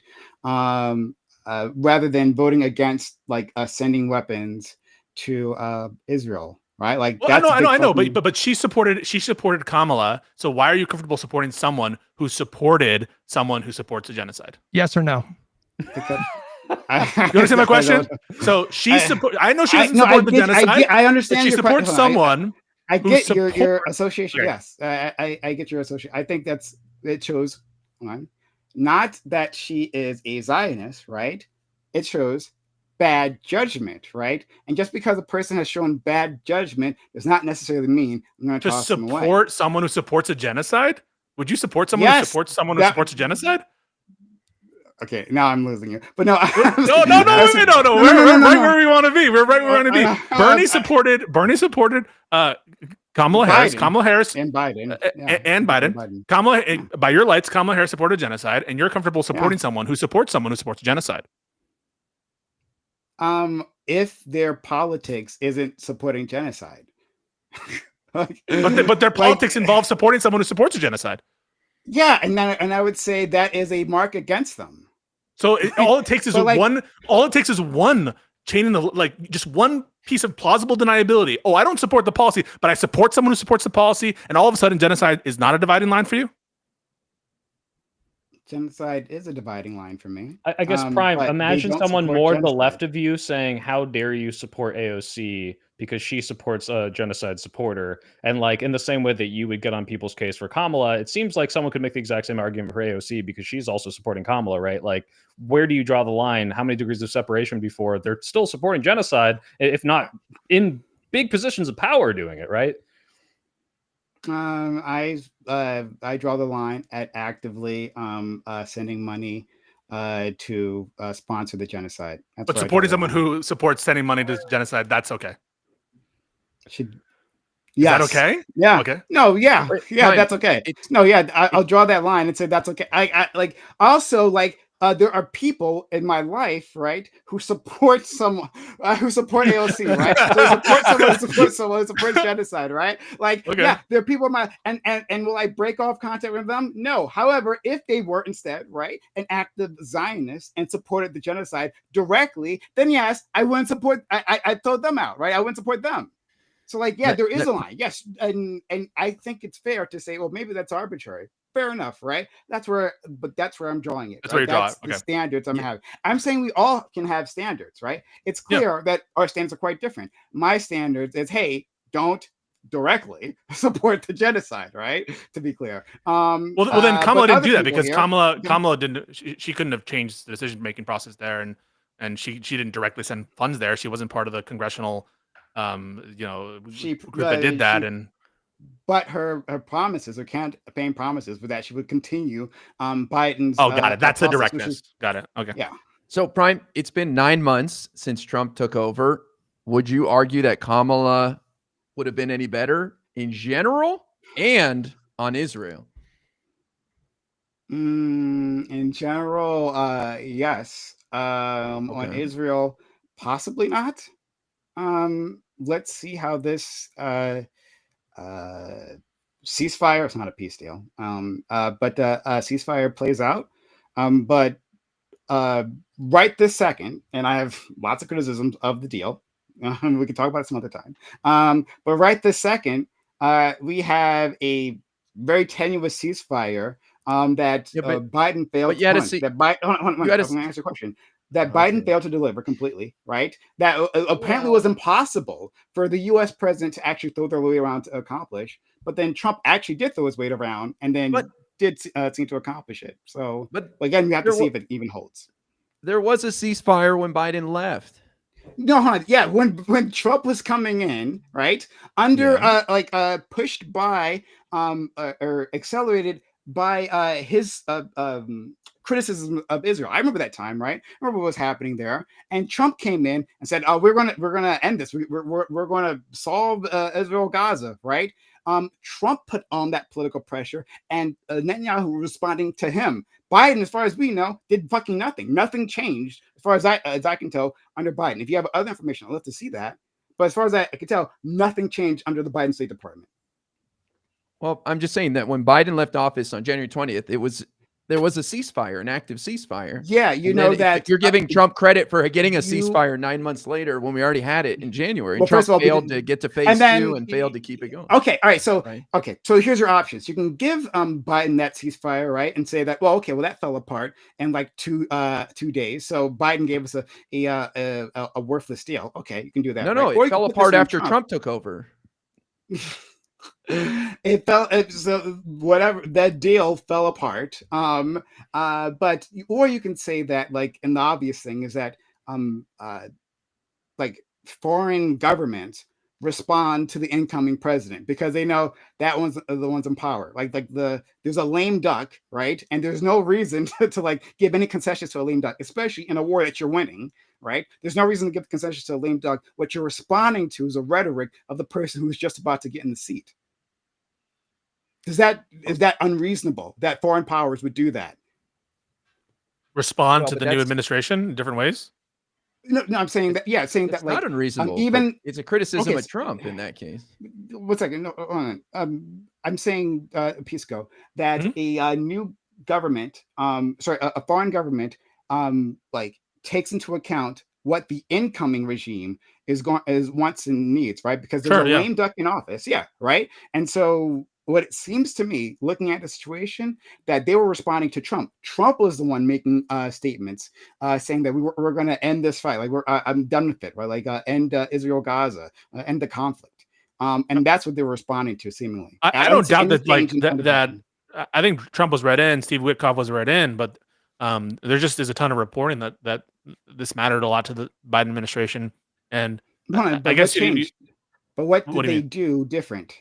Like, what was the change in the State Department? Like, what actions were taken?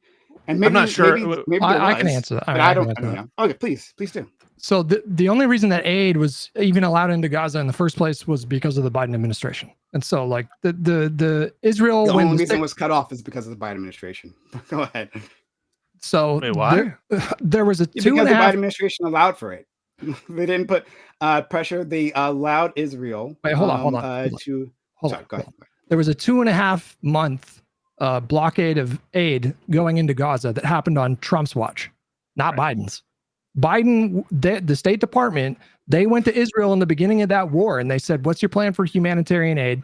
And Israel said, "We're not letting aid into Gaza. Are you kidding me?" And it was the Biden administration that pressured them to do that in the first place. There were brief pauses at times during. I don't know why you're laughing. What are you laughing? I'm laughing at you because you didn't know. I'm laughing at you. What are you laughing at? Why? I'm laughing at you. Right? What, yeah. what about it? What's funny? Yeah. Sure. Don't worry. I'll tell you. Don't worry. Okay.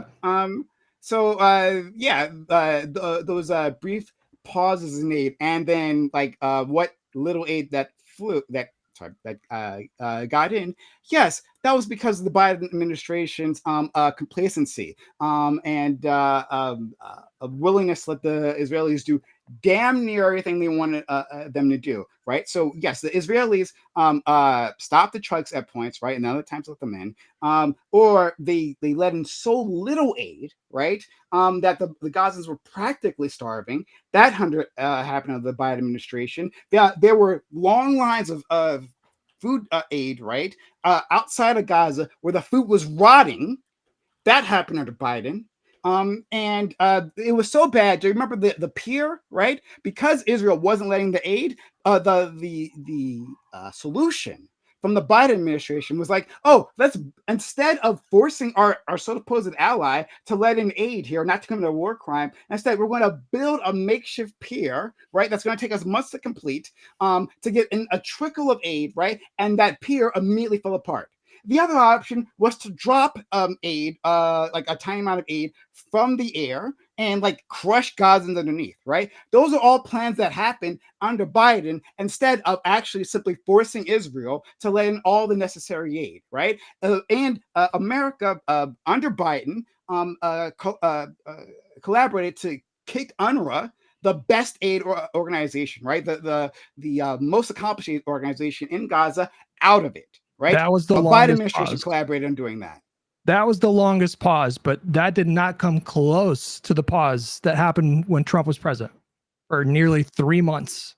That was the only time, as far as I'm aware, I'm not just that international groups declared a potential famine that was coming. That happened on they were Trump's actually talking watch. about.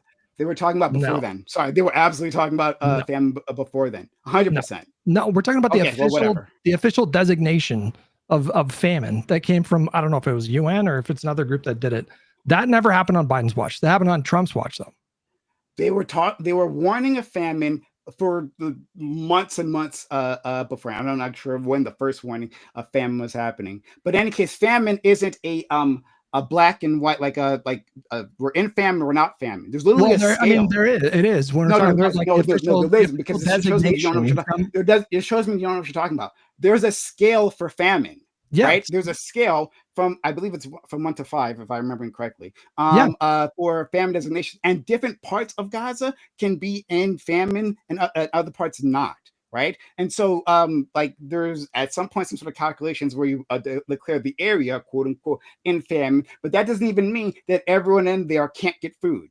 Right. It's actually a very complicated calculation there. And they were talking about how areas of Gaza were going into famine during the Biden administration. Anybody can look this up from any of our audiences, and you do that. You can look up if the famine conditions ever reached anywhere close to what happened on Trump's watch during Biden's. Anywhere close. Yeah. So, but that was the whole purpose of the question, Prime, was would Biden or Kamala have been better? And I think you just kind of put it in words there. Yeah, it wouldn't have been as close. They would have been at least marginally better, if not more than that, depending on how much credence Kamala were to get to Netanyahu, right? No, that's not what I said. I don't know how you got that. I thought it was very clear. I don't know if they would have gotten this ceasefire. I don't know. We have 2 ceasefires. It's important. It's important to know why the ceasefire happened. So there's a couple things contributing to that. Number one, Israel lost a ton of international support in the last year, and then the other reason was they did a military strike in Qatar without telling Donald Trump, and they ended up killing a bunch of innocent people. So that put a bunch of political pressure on them to come to the table and try to get a deal done. This wasn't political pressure works. No, but this wasn't the result of the Trump administration in the background, tirelessly working for a ceasefire. That's not what happened. I'm sorry. Say that last part again. I didn't hear that last part. This wasn't the ceasefire happening was not a result of Donald Trump and his administration tirelessly pushing for a ceasefire. The political conditions changed for a couple of reasons that put pressure on Netanyahu to put a deal together. My argument is that the U.S. president, it was always within their power, right? Even under Biden, that they could have cut off aid, they could have conditioned aid, you can't do that. And they would absolutely can't. They absolutely have the ability to do that. What are you talking about? Of course they can. It's the Congress. Okay, whatever. The Congress determines whether or not aid goes out. He can't unilaterally stop it. Donald Trump was impeached first of all, they can unilaterally send aid. And Biden was the force within the Democratic Party, right, that pushed for support of Israel during all this. Everyone at the very start of this in 2023 assumed Israel was going to bomb a bit. That's what they do, right? Destroy a bit of buildings, right? And then they would have gotten their get back and things would have went to normal. Biden was in full support of this escalation in the war, right? So Biden put political pressure on the Democratic Party to continue supporting Israel in their time of need. That's a separate thing. I'm just saying the president cannot. No, it's not a separate thing. That's literally the thing I'm talking about. The president cannot unilaterally end aid to a country like that. If the Congress, but he can. If the Congress, apparently the Supreme Court disagrees. If the Congress, apparently you don't understand politics now. Right. If the Congress appropriates funds to go to Israel, who is the Congress responding to? Who is the Democratic Party responding to? Of course, I never said. Okay. The Democratic Party I never said that Biden did not support aid for Israel. Okay. I'm pushing back against the idea that he could have unilaterally stopped it. That's not how it works. Oh, okay. Is that what you're saying? Oh, simply unilateral. Oh, okay. No. I can work with this. No, I can work with this, right? I think that Biden, right, had a singular responsibility, being the president and the leader of the Democratic Party, right, to put pressure on Israel, right, and his party to create conditions that Israel would not be able to prosecute the war, at least not with American support, right? I think if you're making the argument that due to separation of powers would still need Congress involvement, true, right? But then it says it doesn't work much. It doesn't work much because Biden was ideologically committed to it. So I mean, it's not just the separation of powers. I'm nitpicking one particular part here. No, I get it. I get it. But people talk about like Biden's involvement in Israel, and I agree with you that he was way too friendly with Israel and didn't speak up enough and allowed for conditions to become horrible. I'm totally in agreement with you, but I feel like people just leave out altogether the role of the Republicans in Congress who also were pushing for this aid. I mean, Mike Johnson was the Speaker of the House, and he was. There's plenty. No, fair enough. I'll give you this. No, hon. I'll alter my language. I'll do that. I'll say that there's lots of blame to go around. Fair enough. I think Biden gets the lion's share of the blame because he's ideologically, as our friend Pisco, ideologically committed to the project, right? And he pushed his party to continue supporting this conflict, right? Which is how we got to this point in history. That this would have ended. We could have ended this far sooner, like within like November of 2023. If Biden had put on, he had done what everyone expected him to do. Honestly. All right. Who is your leading 2028 candidate right now for the Democrats? I have to know. Who's your horse? As of now. You don't have to stick with it, but as of right now, if you had to vote in the 2028 election, who are you casting a vote for, Prime? Myself. Myself. No, that's the only one I can trust, honestly. Really. No, come on. Answer it. Wow. Come on. Nobody? No. I'm just like, I don't like prognosticating like this, but like, hold on. I'll answer the question. Sure, because there's no one better, as far as I know, AOC. Let's go, Brian. Hey, I'll drink to that. The reluctant AOC. The reluctant AOC. But it can be enthusiastic. We can change this. I think she has the potential to make an enthusiastic. But right now, it's a bit more reluctant. Damn. But I honestly have a lot of faith in her. Right. I'm being a little hard on her, but I do have faith that she has the political talent, the know-how to attract left and form a coalition with liberals like yourselves. Okay. Well, on coalition building, we'll let you go on this, Prime. Tomorrow is voting day for a lot of people. California voters, you got to get out there, vote yes. Virginia voters got to go out there, down ballot Dems. Any other important elections that are definitely going to have some mandates on there, guys, that I'm not thinking of right now? I think Spanberger, yeah.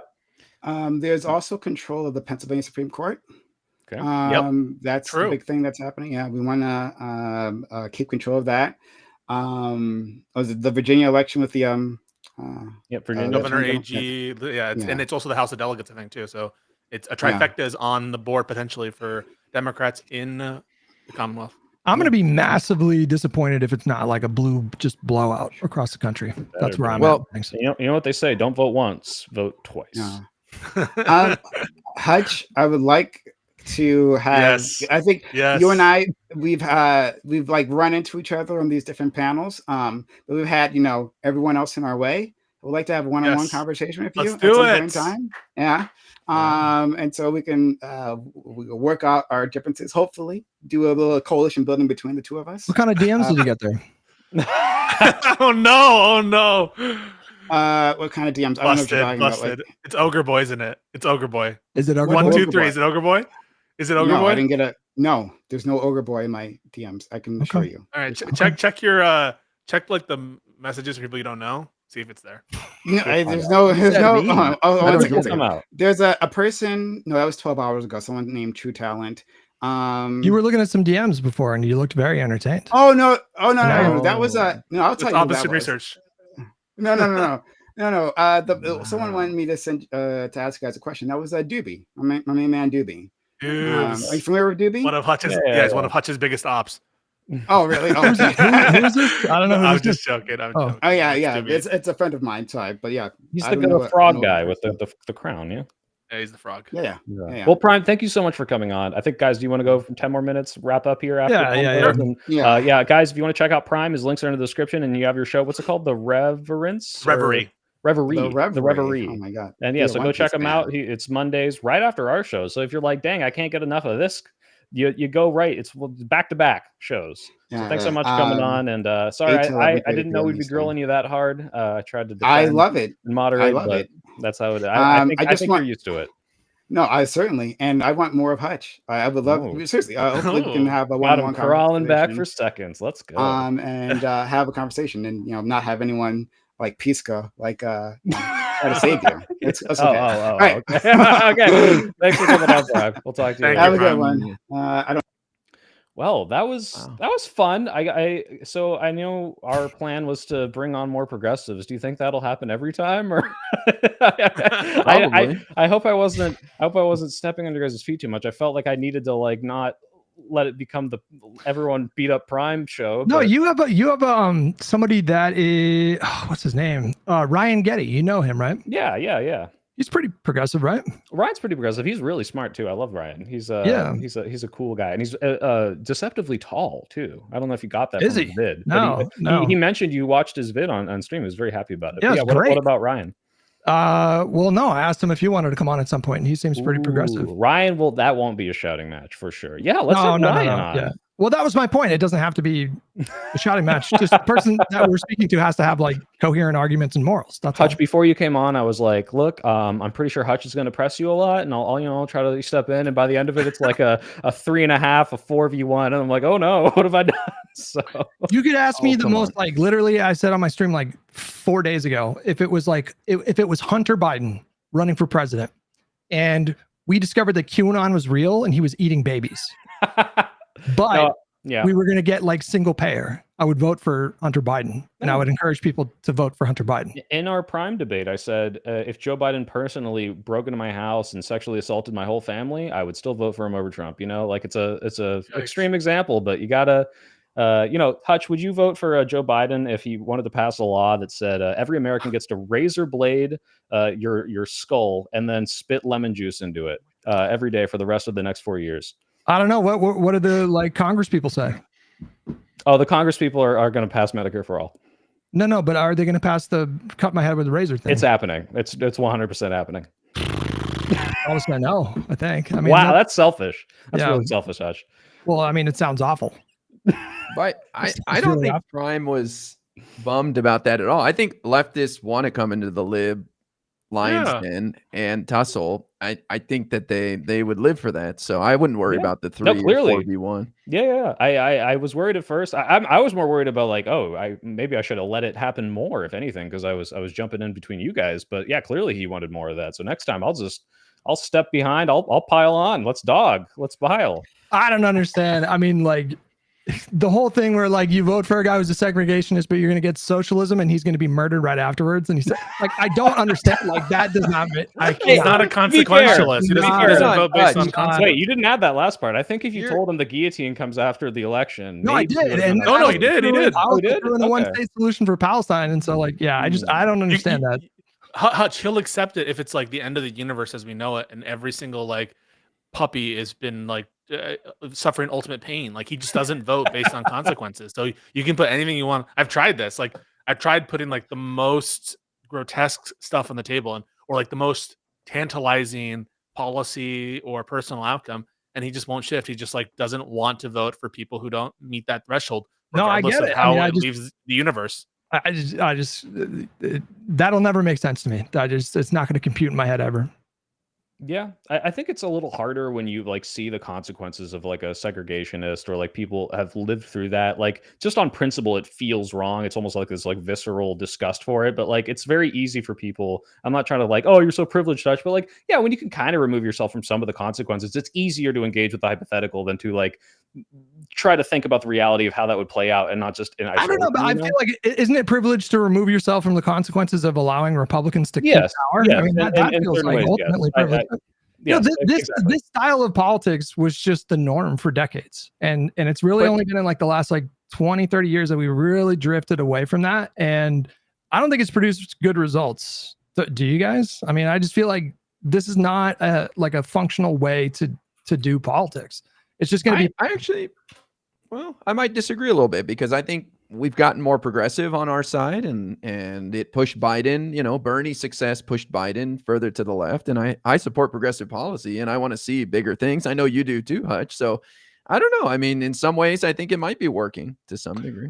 But you're not going to get the kind of progressive policy that I think people want, like the big bold stuff. Like Pisco really wants like big bold stuff. And I think so. I mean, all of us do, right? But like you're really focused on that. And it's like, you look at the map and it's like, I don't know. We should probably talk about the filibuster here. Like, to be honest with you. Shit. I can't believe we almost missed that. Yeah. Yeah, we almost missed that. I just want to say, I don't agree with Prime on like the big stuff though. Like Prime said he wanted to cordon off Wall Street. so that and like I don't know, barricade it or some fire shit. cannons Yeah, into like it, yeah, I'm like so in favor of New York not doing that and us being the center of like finance and commerce and all that shit. And so if Mamdani starts like I don't know seizing the stock exchange, I'm sure I'll be like protesting Bane, against them. like Bane in The Dark Knight Rises. I'll be right with the MAGA people like chanting down against that. Is he on the Rothschild like shoulder? Like, do you feel in So charge? can I say about the filibuster? Yes, I want to say Pisco, I told you, Pisco, Chuck Mhm. Schumer might actually be responsible for getting rid of the filibuster because of his choice to not fight in March and to fight now. Look at Donald Trump is out there saying, let's go get rid of the filibuster. I don't think we have the votes on our side to do it because of the Chris Coons and the Mark Warners of the world. So they might actually get rid of the filibuster. So Chuck might actually be brilliant in the end. I want to push back here and say that this is the 5th time that Trump has called for the filibuster to be scrapped. And both Johnson and Thune have both like publicly said, like, we're not going to do that. Now that might change. Like he might actually start putting like real pressure. He never really did that before. It's not the same thing as like some of the other things that he's pushed for. But if he starts throwing his like full like muscle behind it, then maybe this time it'll be different. But this is not the first time he's done it. They do not look like they want to do this. Like Thune and Collins or Johnson, sorry. Right now. They're not like presenting like they want to do this at all. Why do you guys think they don't? Because I don't know if this is me being doomerist or alarmist, but it seems to me the reason they don't is because they still believe there's a chance that Democrats can take significant power back. It's not over. It's not Jover, as they say. The elections still matter. Yeah. We will still have midterms. We may have a blue wave. Obviously, we're hoping for big blue tomorrow. I think they're thinking there's not enough going to be voter suppression in 2026. And they're like, we cannot let them have this if they get the majority. Yeah. It preserves their power as a body and individually. The more difficult it is to get a winning margin, one, it's less punctuated criticism and pressure that can be applied to any individual member of Congress because the margin, if it's like 12, and there's more power in numbers, and so it's harder to individualize one person and apply pressure to them. And every particular member is more important. In that respect. So I think that they're trying to preserve their individual power. And then the Republicans in general, were they to get rid of the filibuster, they don't have like big ideas on healthcare. Like what are their big ideas that they want to, like all their big ideas that we can think about are unpopular. Nationwide abortion ban, nationwide, I don't know, get rid of Obamacare. So that's not stopped them from, sorry, go ahead. The procedural limitation of the filibuster prevents and this feeling of weakness. Oh, we can't do it. Oh, we can't do it. Oh, we can't do it is a crutch for them because they know if they were to try to enact their agenda, it would be a huge pushback. Yep. They'd have to present real solutions and they don't have any. And so they would lose and Democrats would win. I mean, they do unpopular policy already. So like the fact that the policies would be unpopular, I don't know if that really makes a huge difference, but I mean, obviously they'd be more. They do it unilaterally and on things like taxes where it's a little bit less, they can try to sell a tax cut. They can try to sell like defunding stuff. It's a little more opaque how that is, but it's harder to hide. Like Obamacare was hard to hide, and that was a rallying cry for the Republicans. Now ultimately became a very popular situation. But the kind of legislation that for which the filibuster is a sticking point, that's the stuff I think that in general is harder to hide. Raising the minimum wage, making new expansive bureaucracies. These are things that I think are tougher.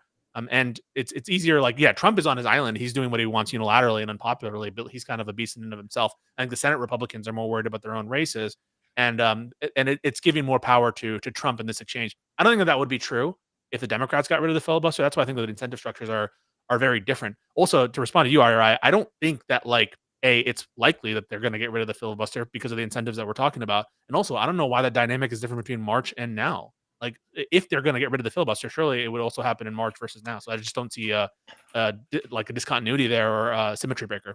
Yeah, go ahead, Ari. Well, I'm not sure Snap would have run out of money in March. I don't know the intricacies of that. I don't know. Also, the insurance premiums coming up for renewal and all that. The notices going out, the timing of all that.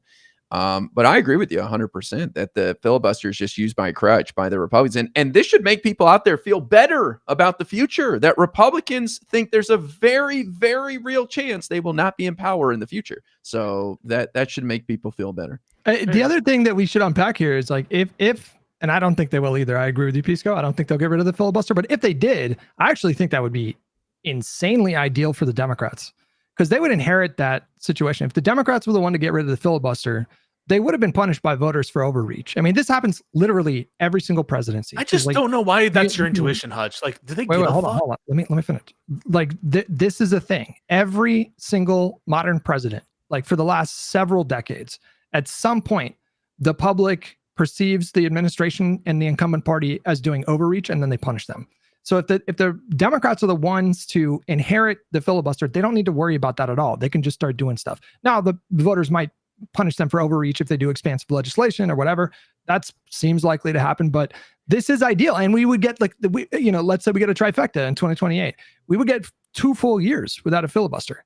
The Republicans only get the next year, and they're already on the back foot. They have no political capital right now. I don't know if you've seen Donald Trump's numbers. They keep going down. It's bad. That's great to maybe see. You're more informed than me, Hutch, but like, do voters know what a filibuster is? Like, that's what I mean. Really like, no. Isn't this the opposite lesson from abundance? Isn't the opposite lesson from abundance like the proceduralism isn't as important, and what matters are the results? Like, I don't think that anyone is running a successful campaign based on filibuster reform.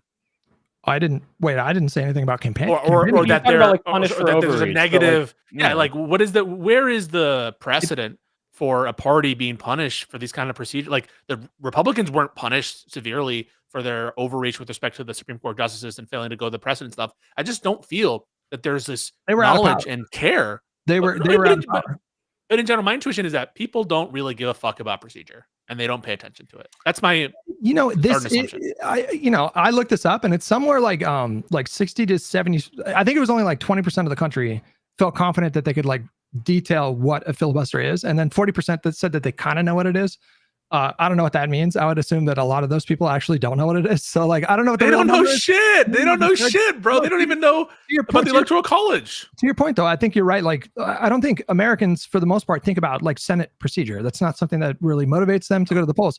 However, it becomes a front page story as soon as the party takes over, the president is sworn in, the Congress is sworn in, and then, first thing they do is end the filibuster. That will become like national news. The entire right-wing media apparatus, they will pounce on that. They will coordinate. They will just relentlessly hammer Democrats. That would take away some of their political capital, some of their leverage to do legislation. They would be getting angry calls from their constituents. That's how this works. Like, political capital, when we talk about like the importance of like approval rating, if you have a low approval rating, you're going to be getting angry calls from your constituents. You're going to be having pressure applied in that kind of way. Plus, from other sources as well. And like that matters. All that matters. Hutch, on the flip side of what IRI said, because I agree with your assessment of like how that would hurt them.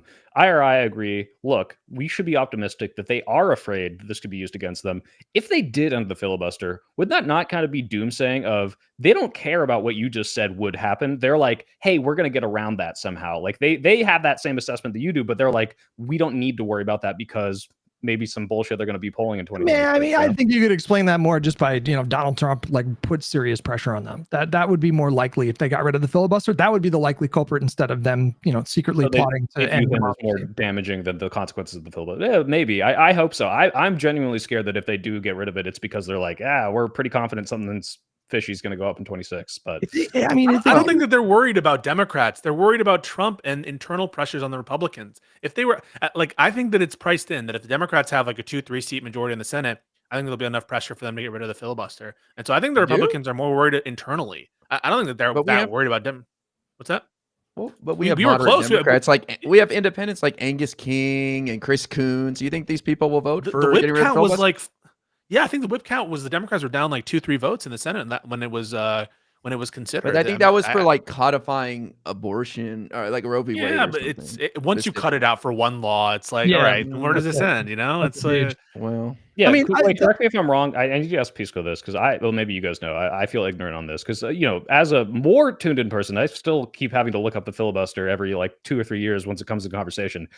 To my understanding, the level to which they've eliminated it in the past was not for all bills. They did it for confirmations, right, of certain people, and during the Republican majority, it's just for judicial stuff. Yeah, for judicial stuff. They've never done it for bills. They've expanded that. Well, and they've expanded it, and now they're doing like bulk nomination confirmations and shit. Yeah. Does anyone give a fuck about that? No one gives a fuck about these procedures. What they care about is the results. And so I don't think that we should be working on that premise. So support for the filibuster just broadly has been just eroding over time. However, there are a handful of Democrats and Republicans who are institutionalists who like genuinely believe that the filibuster is a good idea to prevent volatile swings. Now, how principled are they in the face of like a serious pressure campaign from Donald Trump? We'll see if he does that.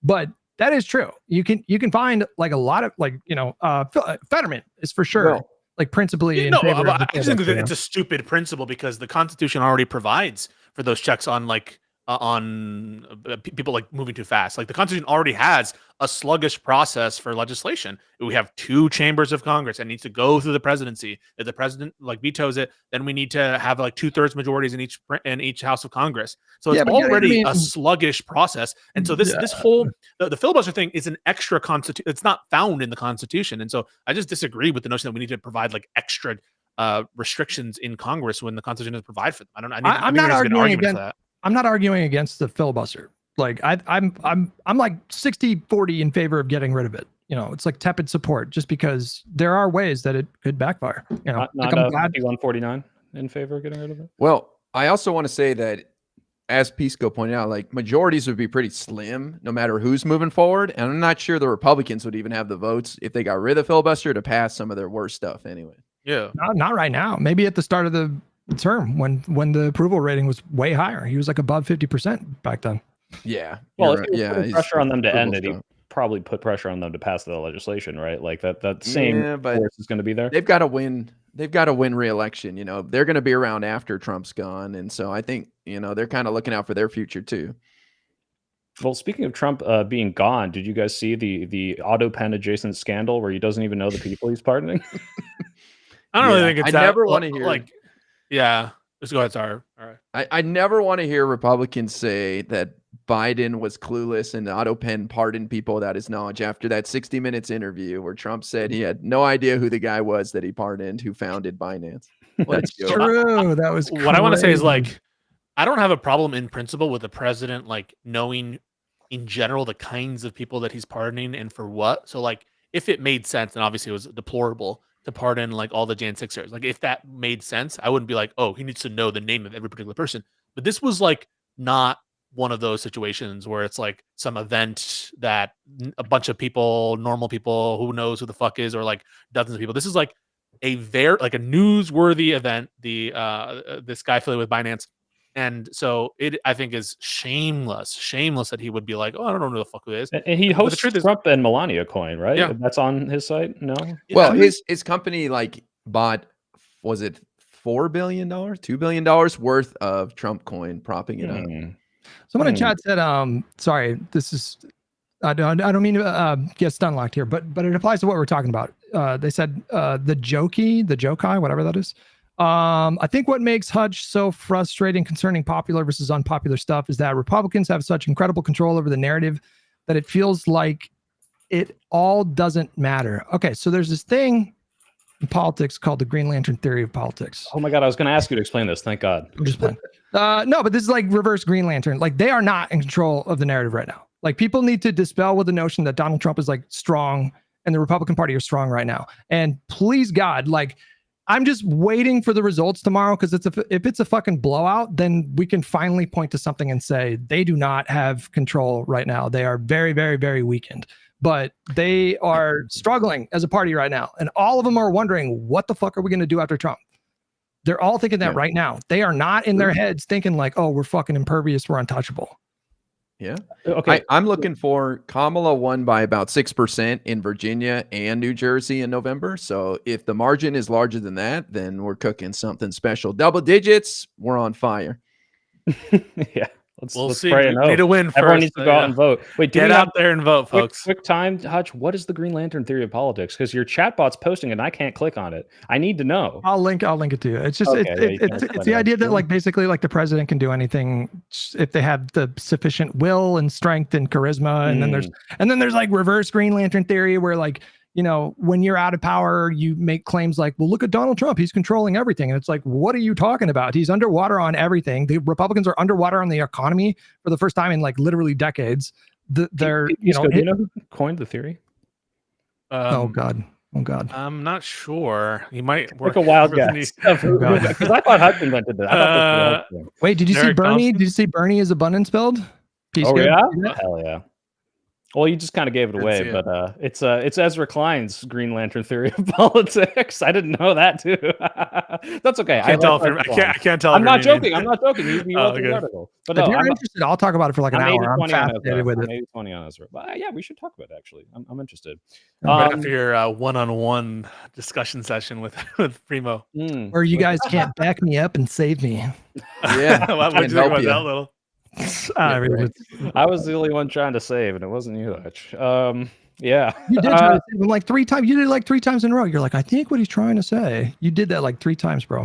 Yeah, and guys, if you need me to shut up as the quasi moderator of this, you're allowed to tell. No, don't. Wait, no, this is stupid, Hutch. I mean, like this is like the complaint from the Vanguard conversation. Not to bring it back, but like there is a place for someone to be like, hang on. So I think, and to kind of play the good cop, and you don't take an issue with Swipehill doing that. I think that's totally fair and above board. Well, to be fair, I'm being the one servile about it, Pisco. But also, I spent 2 hours kind of arguing with PrimeCayes last week, so I felt the need to be like, well, I kind of get what you're saying here, you know. So. I love how unhinged you get. The register of your voice gets like unbearably high. Yeah.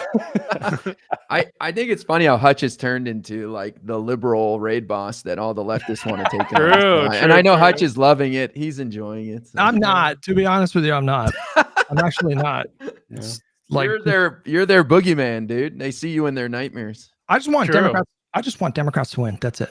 That's like, I just want Democrats to win. Like I have secondary priorities that are like policy and, you know, the party brand or whatever. But like right now, I just feel like the urgency is so fucking high. I just want Democrats to win elections. That's my entire politics. And that's why we're running pro-segregationist Democrats in every state. Me and Hutch are forming new parties. In fact. We have to have pro-slavery Democrats. Sorry. Hey, guys, he thought I wouldn't take that bait. He was wrong. Let's go. Sign me up. Hutch, reanimated corpse of 1980 Strom Thurmond. I'm voting for him if he's a Democrat. Literally. I'm not kidding. It's not a joke. Hutch, what days are you defending slavery this week? What's going on in your stream? Tuesday through Friday, and then on Sunday the stream starts at 11:30 a.m. Eastern and 8:30 a.m. Pacific. All right, right on. Pisco?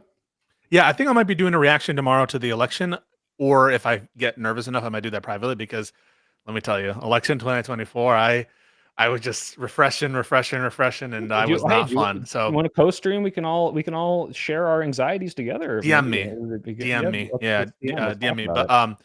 But no, that, and I've been like super fucking busy. Everything's great. But more streams come in, more stuff come in. Love you guys. Right on. Iraq. I'll be shoutcasting the results tomorrow night. I've got nothing to hide, man. Win or lose, we're gonna do it live. But I'm very optimistic about tomorrow night. The early results look great. If anybody's curious, you can go check out this YouTube channel called Voting Trend. I think it is Dave who runs it. He's been breaking down all the results, and he's super optimistic comparing the 2024 early voting to the to this year. That being said, on Wednesday, I'm going to Europe. I'm going to be performing with my side gig on Saturday night in Paris.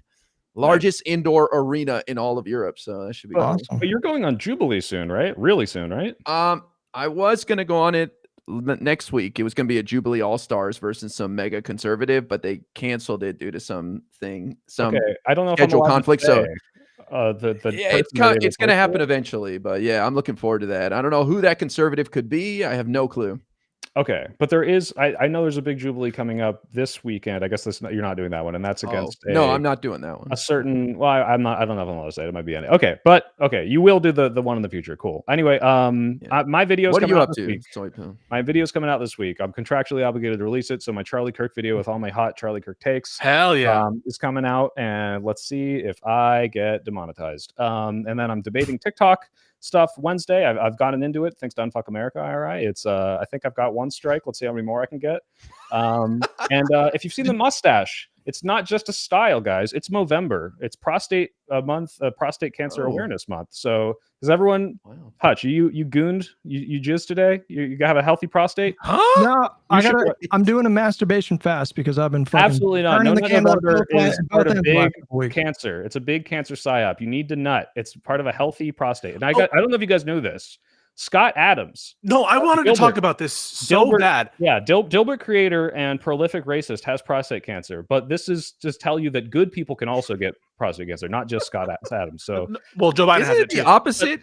You're not supposed to for the month of November, isn't that what it is? If you want to get cancer. He's saying don't do the no nut because it's bad. You need Movember. You're thinking of No Nut November, which is a psyop from big cancer to let you get cancer. I know that one thing. Prostate cancer is bad, and you should jizz more. One thing on the Scott Adams stuff. So Scott Adams, I do hope he recovers. I mean, that's horrible. I hate cancer. It's a bad taste in my mouth, though, that because you're friends with the president, because you're politically connected, at a time when so many Americans are having the access to healthcare being reduced significantly, that all it takes is a tweet from Scott Adams, and immediately RFK Jr. jumps in and messages the president of the United States to make so that his provider is giving him the experimental treatment that he wants. Like, that is, I think, a prime example of people who are connected, politically connected, getting access because of their political connections, because of their speech, to, crazy good results or crazy good access to different treatments just because of that, while Americans are literally being fucked over by this government at this time. And so that, to me, it kind of makes me sick. I mean, I do hope that he gets better. I hope he gets the treatment he needs, but I hope that everyone gets more access to healthcare. And I just think that it leaves a bad taste in my mouth. He's also been listening to Kooks and taking fucking ivermectin. So, what 8-year-old kid lost their spot on the list to move him up? I wonder. Yeah, who knows? Yeah, guys, this is going to be part of my Charlie Kirk video, and maybe you guys can all shit on me. Maybe it's Dogpile, the soy pill time, Dogpile Niels. But what if I don't want him to get better? Is that bad? Yeah. No. I mean, listen, you don't have to cheer on shitty people. You know what I mean? Like, you can just be like, sucks for him. You know what I mean? I'll say, look, fuck cancer most of the time. That's what I'll say. Oh my goodness. All right, guys, this is Live and Learn. Thanks so much for tuning in. You guys know everyone here. They've all given you your schedules. Go check them out. They're all doing stuff this week. Please go support and vote tomorrow. For fuck's sake, go out and vote. I already early voted several hundred times, and you need to do it too. Well, not multiple times, but I did. No, just vote once. Don't do voter fraud, guys. I'm joking. Stay cool. Cheers, guys. All right. Later dudes. Toodaloo. Bye.